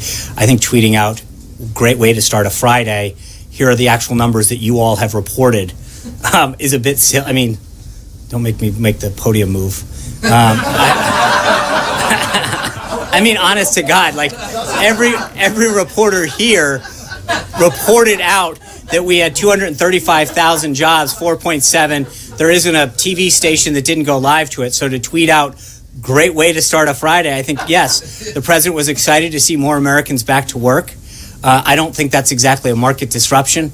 I think that there's a lot of excitement in this country when we look at the policies that the president has instituted to help put more Americans back to work. So, I mean, I understand the rule, but let's... Sure, the Obama White House, for instance, went out of their way not to comment in that hour-long period. They would rearrange the president's schedule around it. I mean, it was something that they... I get it. And I think there's a difference... Going forward, yeah. It's not about commenting. I think it's one thing to give analysis and whatever, literally tweeting out great news. I think, yes, we're excited that when the president and the rest of the team saw the news this morning, as reported on every television station, Twitter, the internet, and every major news site in the country and around the world, we're excited to see so many Americans back to work. So I apologize if we were a little excited, and we're so glad to see so many fellow Americans back to work. But that's Ashley. Sean, Congressman Cummings' letter to the Vice President in November did lay out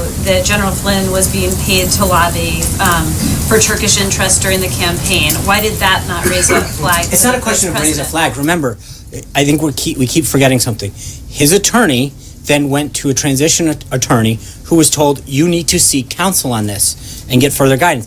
That's the job. It's not a question of raise flags. It's not for us to adjudicate whether or not someone needs to file under, the Lobbying Disclosure Act, the FAR Registration Act. That's not the job of a transition attorney. It's to tell them to seek additional counsel, or to explain to them where to find that information, not to tell them what to do or not to do. But I'm asking about the Vice President specifically, not saying you should go to this attorney or giving legal advice, but why, when this information was brought to the Vice President's attention, didn't he raise questions, bring it to the President, look into it further? Because I think it's fairly simple to say, why didn't this occur? We're going through several people. The answer is, did they seek the appropriate professional advice and counsel? And they did, and that's the answer. Alexis. I have a healthcare question for you. Okay. Aren't you relieved? Would Makes me the feel president better. be willing to sign legislation? Is he flexible about the refundable tax credit portion of the House bill? Would he be willing to sign legislation that voided that particular provision? Because, as you know, conservatives are concerned that that's an additional entitlement. I think that more and more, as the president talks to members of Congress and outside groups, number one, I think they're excited to understand the totality of this, and I think he addresses this in the weekly address that you can find at whitehouse.gov, that continues to explain the comprehensive aspect of this, our reconciliation piece, the administrative piece that Secretary Price will institute, and then the additional legislation, buying health care across state lines, allowing small businesses to pool their things, allowing health savings accounts to expand, the streamlining of the federal, the FDA, going after medical malpractice, all those things that bring costs down. But as I've noted before, people have to remember that if you get your health care through your employer, which the majority of Americans do, you are not taxed on that. Your employer's not taxed on it. It is fairly inadequate and unbalanced for small business owners, ranchers and farmers, sole proprietors, to have to face a disproportionate tax burden because they're not a big employer. I think this is something that conservatives should be embracing, and I think the more that they understand the comprehensive nature of this, they are beginning to support more. So the president wants it to stay, the refundable tax credit provisions. Oh, absolutely. Yes, there were 54 House Republicans that wrote a letter to the White House asking about why IRS Commissioner John Koskinen is still in his job. Would you have any response to that? I don't. I'd refer you to the Department of Treasury on that. Yeah. Thank you, Sean. The other day, the president tweeted that for the past 8 years during the Obama presidency, Russia, quote, ran over the United States and, in particular, picked off Crimea and added missiles, which the president described in his tweet as weak. Given that he seems to be focused on Crimea, at least as far as his tweet is concerned, will the president use the authority and funding granted him in the NDAA to send lethal defensive weapons to Ukraine, as has been called for by the House and Senate Armed Services Committee chairmen, and was in both party platforms, although the Republican language was watered down? And if he's not going to, I did ask you this about several weeks ago when Senator McCain sent a letter asking for this, if the president doesn't want to do it, is that because he would rather focus his efforts with Russia on partnering to try to defeat ISIS? Well, I think Ambassador Haley's noted at the UN that any attempt to undermine sanctions that currently exist because of the annexation of Crimea will remain in place until that issue is resolved. I'm not going to. The president, when it comes to his overall negotiating strategy, has made it very clear in a variety of circumstances that his philosophy is not one that says, I'm going to tell you what I'm going to do. He holds his cards close to his vest to maximize his negotiating strategy. Why would sending weapons to Ukraine have anything to do with sanctions? Right. I'm not going to get into the president's negotiating strategy. I will tell you that as he continues to engage with the president of Russia and Secretary Tillerson, we're not right. Brian, it's your birthday. You got a question. Going back to my staff, we've got about several dozen emails. We talked to congressmen this morning. We were getting these emails saying, if you're going to repeal and replace Obamacare, why not give everybody what Congress and senators get? Can you address that since Congress won't? Well, I think part of what we're trying to do, someone asked the other day about federal benefits. Right now, a third of the counties around our country have one provider. That's not choice.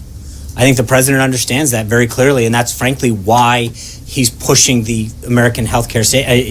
Why we're doing this is that so many Americans have no choice, and that he wants there to be greater choice and lower cost. By doing the stuff that we're doing, especially the third prong of this, allowing competition over state lines, taking the government mandates away from what they have to include, that's really going to institute more choice. There will be more options. If you remember, prior to Obamacare, you could go out on the open market and go from a variety of different options and tailor what you or your family needed based on the conditions that you saw it or the deductible that you wanted.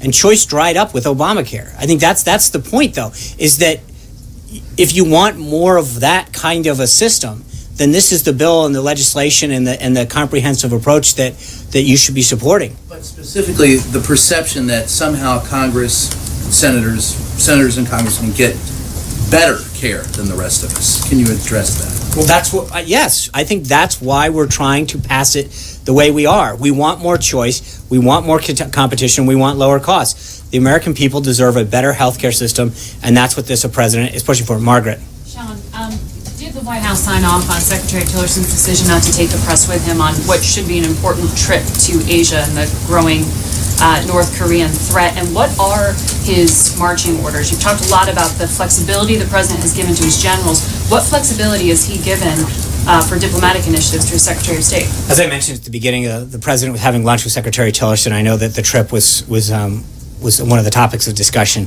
and so I will try to follow up with that. With respect to the first part of the question, press is being invited to that trip. They're traveling commercially. There is a press logistics component to make sure that they can get everywhere, that they're given access to everything. There's a press conference. You can't possibly go to all three of those cities. That's not. But the answer is the plane that the secretary is taking doesn't accommodate that, but they have made accommodations for members of the press to cover everything. And I know that. No, we don't get involved in the logistics for every cabinet member's trip. I would advise you to touch base with the secretary, with the State Department on this. But I know that they have made aware of the concerns of some of your colleagues, and they are making accommodations in the future with respect to the size of the plane. But make no mistake about it, there is a logistics component to make sure that the press is welcome throughout the trip and at every stop. And that accommodations are taken care of, and there's logistical support to do that. There'll be a press conference component as well. Would you like, though, public diplomacy and this kind of important diplomatic initiative for this administration to be covered fully going forward? I think it will. I hope it will be covered fully. Reporters allowed to be on the plane with the secretary, as they have for many years. And I think that when appropriate, they can. And again, there's a big difference between making sure that we carve out X number of seats and making sure that we have transparency and openness and covering events. They have logistical support for you all to make sure that you have hotels, there's travel support, there's accommodations and filing centers. I mean, at some point, this isn't about blocking anybody.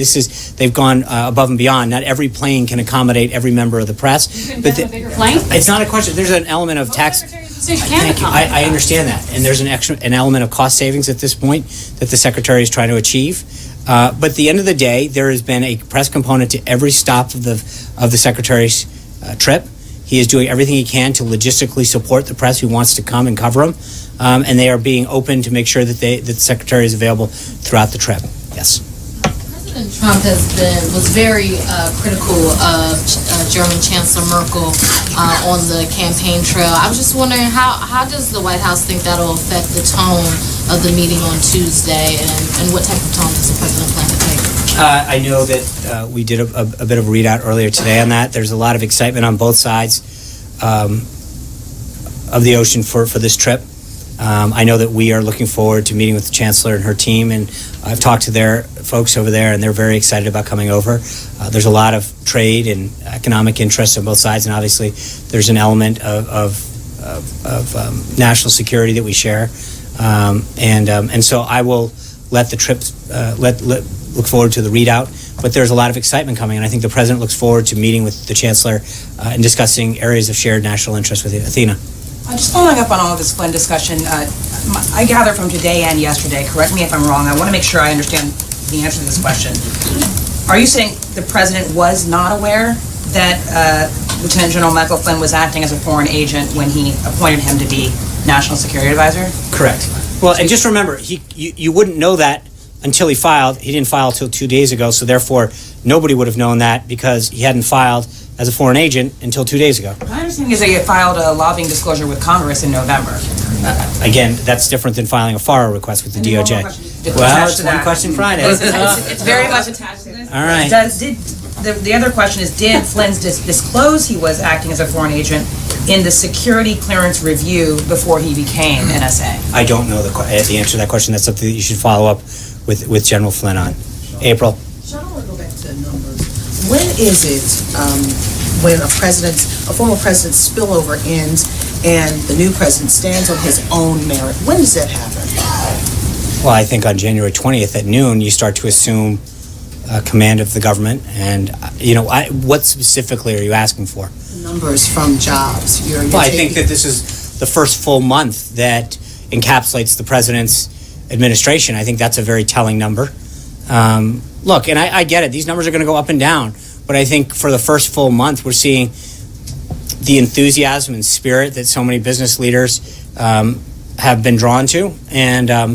And it's exciting as a first month, but I think this encapsulates a full 30 days of the Trump presidency. And so, we're going to continue to work forward with policies that will lower regulation and lower taxes, create a more business-friendly and entrepreneurial-friendly business climate to allow the expansion of U.S. companies and grow U.S. jobs. And lastly, over the last couple of weeks, we've heard all the negatives, well, not all the negatives, but a large portion of negatives about the Affordable Care Act and how you're looking to make it patient care. Right.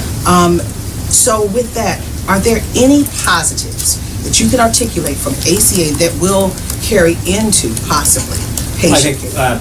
Children being able to stay on their plans to 26. There's a pre-existing condition piece. But again, remember... That's the way we understand. That's subject to... No, but that you're asking if there's elements. I think those are some things that...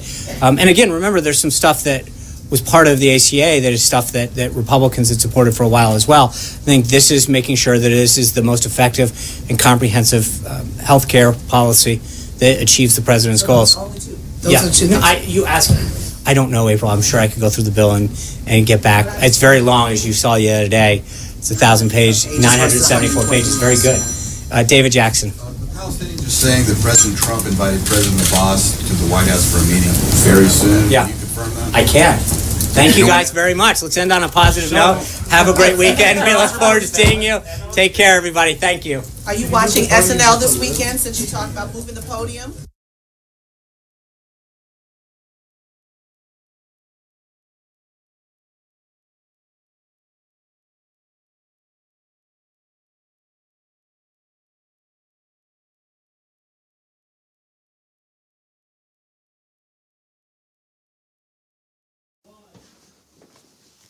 Welcome back, everyone. Hope you enjoyed Sean Spicer's press briefing, carried live here, as we always carry the briefings, Right Side Broadcasting. On Right Side Broadcasting, I am Steve Lookner. We're here, as usual, where we do a little bit of a post-show. We also do a pre-show for every briefing, in case you want to join us next time and you missed it today. I wrote down some things that I thought were interesting that Sean Spicer said today. But if while we're on the air, we would love to hear what you thought about the briefing, any comments you might have, any questions you wish were asked, any particularly interesting moments you thought there were, or just any thoughts you have about the events of the day, the news events of the day while we're on here. So if you want to send your comment to me, happy to read it on the air, direct message me at Lookner, at Lookner on Twitter, or you can email me at steve.lookner@rsbn.tv. I'll talk about for a second. So actually, I want to before I mention what I noticed during the press briefing, I want to read a message I got from Mr. D.E. Banks. Mr. D.E. Banks said, "Hey Steve, Redemption X here. Did you see the flag on the Spicer jacket? Isn't that a distress signal? If it is, then I think it should never be overlooked as a simple accident. Calls and action must be made to the right people to find out what's up with that. Spicer is a grown man and isn't blind. I advise a probe into that as if a life is on the line." So what Mr. D.E. Banks is referring to, if you didn't know, is when Sean Spicer began the press briefing, he came out and his American flag pin was upside down. And it was upside down for a couple minutes. And then finally, somebody, I think it might have been John Roberts, pointed out to him that it was upside down, and eventually he fixed it. If you want to see that clip, by the way, we posted that on Right Side. So if you look at Right Side Broadcasting on YouTube, there's a clip called Sean Spicer Realizes His American flag pin is upside down. We cut out that clip and we posted it. It's there. You can go watch it. You can even watch it right now. And Mr. D.E. Banks, you think this is so? I'd heard somebody else online say that's a distress signal, upside down flag, and you think this was intentional. So you think that Sean Spicer was trying to signal distress? Interesting comment, Mr. D.E. Banks. I'm not. I also think it's possible that it was just an accident, but this is your view, and I'm willing to let you get your view out there. So that's what Mr. D.E. Banks says. If you have a view on this, let me know. Write in, either at Lookner on Twitter, direct message me, or email me at steve.lookner@rsbn.tv. Any other comments here? Richard P. wrote this. Richard P. wrote, pressing for free plane ride to China with Secretary of State. As a taxpayer, don't we have the right to say, no, pay your own way? Thank you, Richard, for your comment. I'm going to my other comments about things that I had written about during the press conference. Oh, let me just see if I can get this. There was one email we got here. Oh, I wanted to read this email I had gotten from Jason Thornton. And Jason said, how corrupted can Comey be given all the nefarious handlings of the Clinton email scandal? He has doubled down on him, saying there were no wiretaps, disregarding all the leaks to the contrary. Do you think he is corrupt or blindly ignoring evidence to the contrary? Thanks again, Jason Thornton. Thank you, Jason. So I need to go back and see what Comey said about this, but I wonder if it's possible. Is it possible that James Comey doesn't know about that there could be a wiretap that was put on through a FISA warrant on, say, certain Russian individuals who were talking to American individuals, and some of those American individuals might have been located at some point in Trump Tower. Could there have been a FISA warrant covering those conversations that James Comey didn't know about? I'm not sure if he's made aware of necessarily of every single FISA warrant. So because I believe that's when you ask for a FISA warrant, someone from the Department of Justice goes to the FISA court, but they don't go to the FBI. So what I'm wondering is it possible, Jason, could it be possible that James Comey is telling the truth and that he says, I don't know of any warrants, even if there are I don't know of any wiretaps, even if there was some sort of wiretap? I don't know, just wondering. So, but as to how much, I'm just hoping, so Jason, thank you for your email. I'm just hoping that we eventually find out the just facts about, was there a wiretap or not? If there was, who was it on? What calls did it listen into, or was it even on calls? Was it on computers? Who knows? Will we ever find this out? I don't know. I would just like to know for sure, so we can know. Let's get back here. So hold on. Another message here. This is from Chad Matthew, and Chad says, best phrase from Sean Spicer. Don't make me move the podium, referring to Melissa McCarthy on SNL. Wow, that was genius. Love Trump's pick for press secretary. He adds spice to the press briefing. Thank you, Chad Matthew. And I was actually going to talk about that moment. That moment, I wrote down some context as to where that was from. Hold on. Let's see here. He was asked about the jobs numbers and whether he politicized the jobs numbers, and he said, don't make me make the podium move. And that was a reference to, on SNL, they've had several sketches where they portray Sean Spicer at the press conference. And I know in at least one of them, they've had him attack a reporter by moving the podium at the reporter. So that was a reference to that. Chad, you like that. Thank you for writing in. See if anybody else has written in yet. I want to get to your comments. This is from SH7401.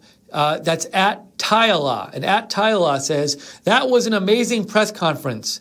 Don't make me move this podium. Ha, great coverage, Right Side and Lookner. Thank you so much for writing in and saying that. Yes? We will begin taking phone calls Monday. Oh, that's awesome. Thank you. So I've just gotten word. This is really neat. We are going to begin on the post-show for the Sean Spicer press briefings, and also maybe the pre-show, to take phone calls.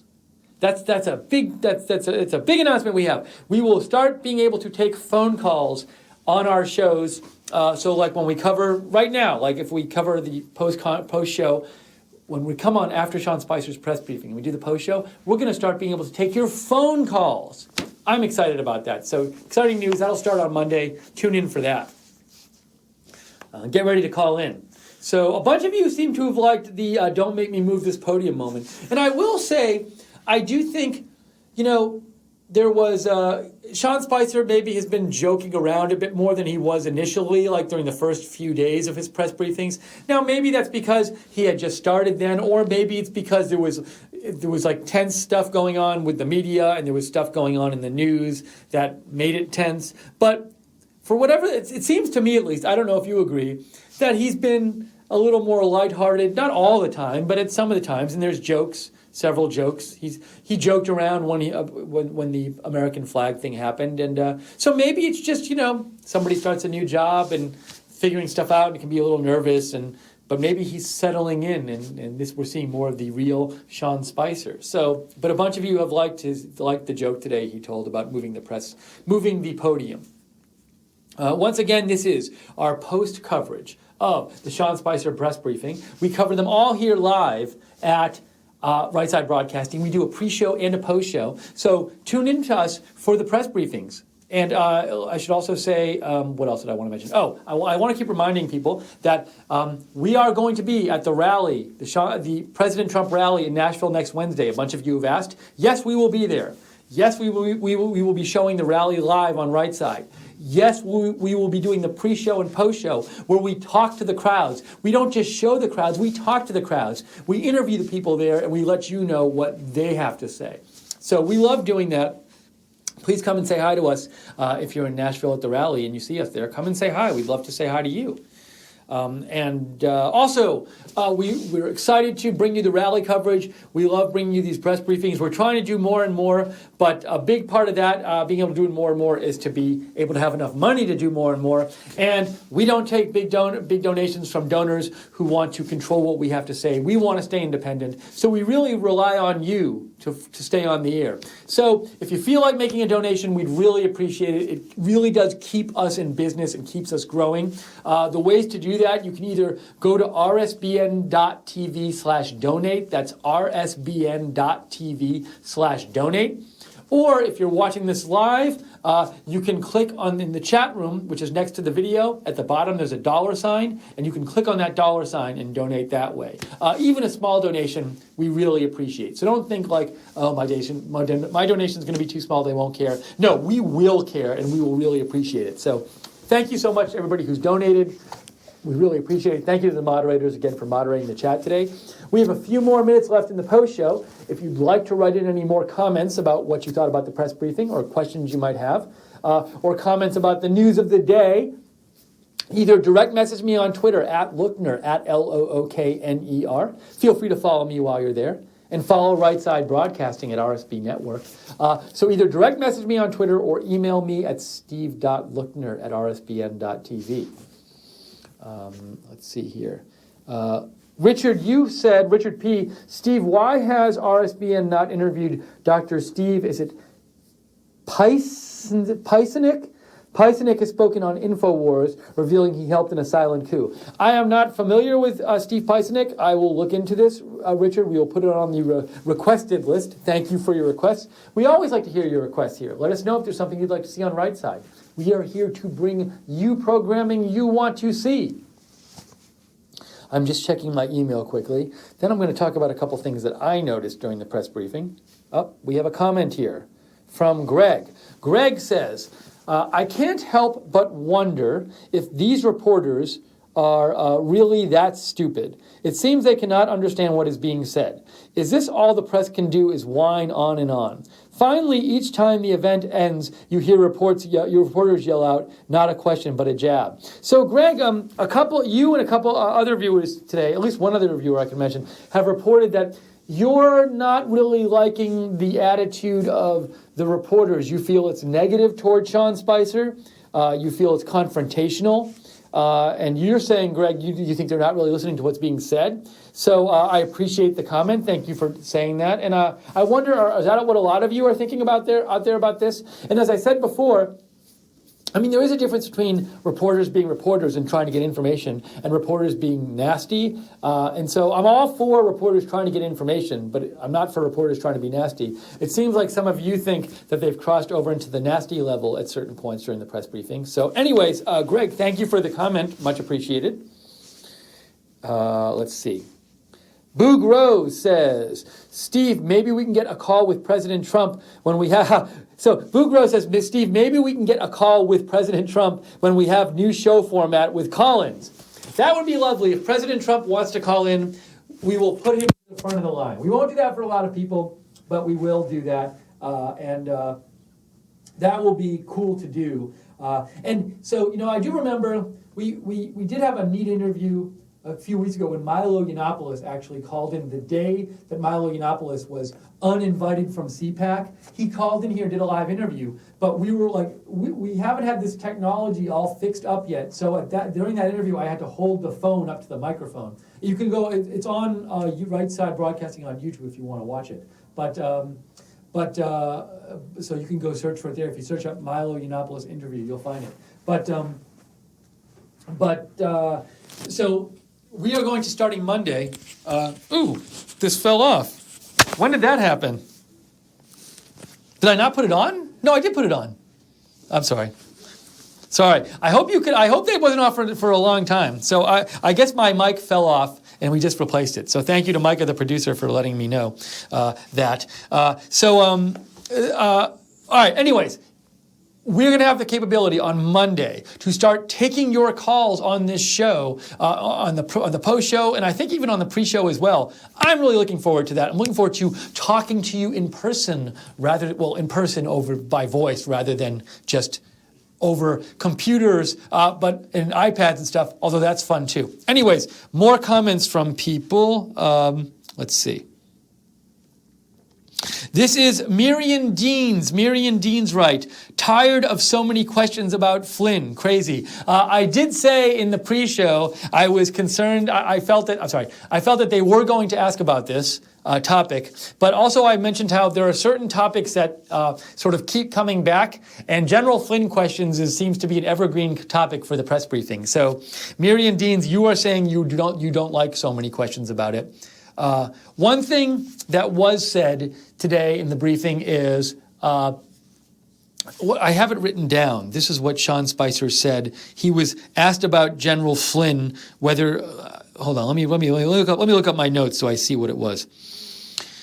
He said it wasn't the role for the Trump transition to offer guidance. Flynn was responsible to report lobbying. So he wasn't willing to take the blame for General Flynn not initially reporting that he was lobbying for Turkey. He said it was up to General Flynn to do that. Okay, so I just got another message from you. Thank you for writing in. Let me go back to your messages.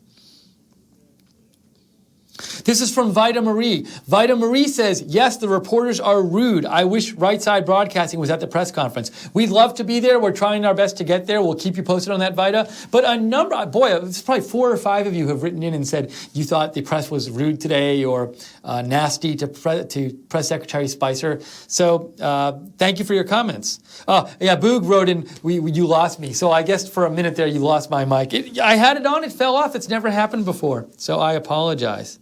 Let's see, a few more minutes here we have on our coverage. Just remember tonight also, you can watch our nighttime lineup tonight. 7 Eastern, America First with Nick Fuentes. 8 Eastern, Right Mindset. No, it's not the Right Mindset. I'm forgetting what it's called. What is it called? It's not Right Mindset. It's something Mindset. I can't remember. They'll come in and tell me. With Mike Cernovich. I know that's who hosts it. And the Wayne Dupree Show. I can't even remember. I always mess this up. Mindset, Mike Cernovich. I'm going to look this up so I can remember the name of the show. Can't remember. Anyways, go Google, go look up Cernovich, Mike Cernovich Mindset on Right Side YouTube and you'll find it. Anyways, he's at 8 Eastern and then Wayne Dupree is at 9 Eastern. You can watch them all tonight on Right Side Broadcasting. Once again, join us next Wednesday for the President Trump's rally from Nashville. It's going to be fun. Okay, what else did I want to let you know about? Is there anything else I'm forgetting about? Oh, I should remind you, if you want to, we love to be able to let you know about all our videos when they're happening. If you want to know, get alerts whenever we have live events, even or live video or videos going out. Subscribe to us on YouTube and make sure you click the notifications bell. You only get the notifications if you click that bell. You can't. It's not just from subscribing that you get all the notifications. And if you're not getting notifications and you thought you should be, go check and see if that bell. Go hit that bell and see if the settings are correct. This is from SH7401. SH7401 says, I agree with the others. Press have been very rude unless they start taking Skype questions. Then they smarten up. Okay, so, wow, you guys are pretty unanimous in thinking the press has been rude to Sean Spicer. Maybe since he's been joking with them, they'll be nicer to him. We'll see. But I appreciate all your feedback. Okay, let me just check my email real quick, make sure I'm not missing any of your emails. So, all right, well, we're going to, I think, wrap it up here on the post show. And just know, in addition to our shows that are coming on tonight, we are going to, we also are always here to cover breaking news. So, for example, late last night, South Korea removed their president from office. We came in and we covered it. We had a nighttime stream. So we covered that last night, and we are always here to cover breaking news for you. So just know that you can always tune to us for breaking news. If you want to know when we're going to go with breaking news, we tweet out about it. So either follow me at Lookner, Lookner, or follow Right Side Broadcasting at RSB Network, or follow us both. And also, again, if you'd like to donate, we appreciate all the donations. It keeps us in business. It keeps us on the air. So if you like our coverage and you want to support us, go to rsbn.tv/donate, rsbn.tv/donate, or click the dollar sign under the YouTube chat. And what else is there? I think I'm kind of covered everything. So we're so happy you joined us for the press briefing today. We will be covering all the press briefings and also the ones from the State Department too. Margaret Howell, our reporter in DC, is supposed to start going into the State Department briefings. So we're excited for that. So lots of exciting stuff happening here at Right Side Broadcasting. But for now, we hope you have a great weekend. Thank you. Oh, I forgot. Thank you to the moderators again for moderating the chat today and all day. Appreciate it. But for now, thanks for joining us here at Right Side Broadcasting. I am Steve Lookner. Thank you to Jake and Micah and Joe for all your help today. And we will see you, well, we'll definitely see you next week, but maybe we'll see you later in the day if there's breaking news or over the weekend. So until then, enjoy the rest of your Friday. Have a good one.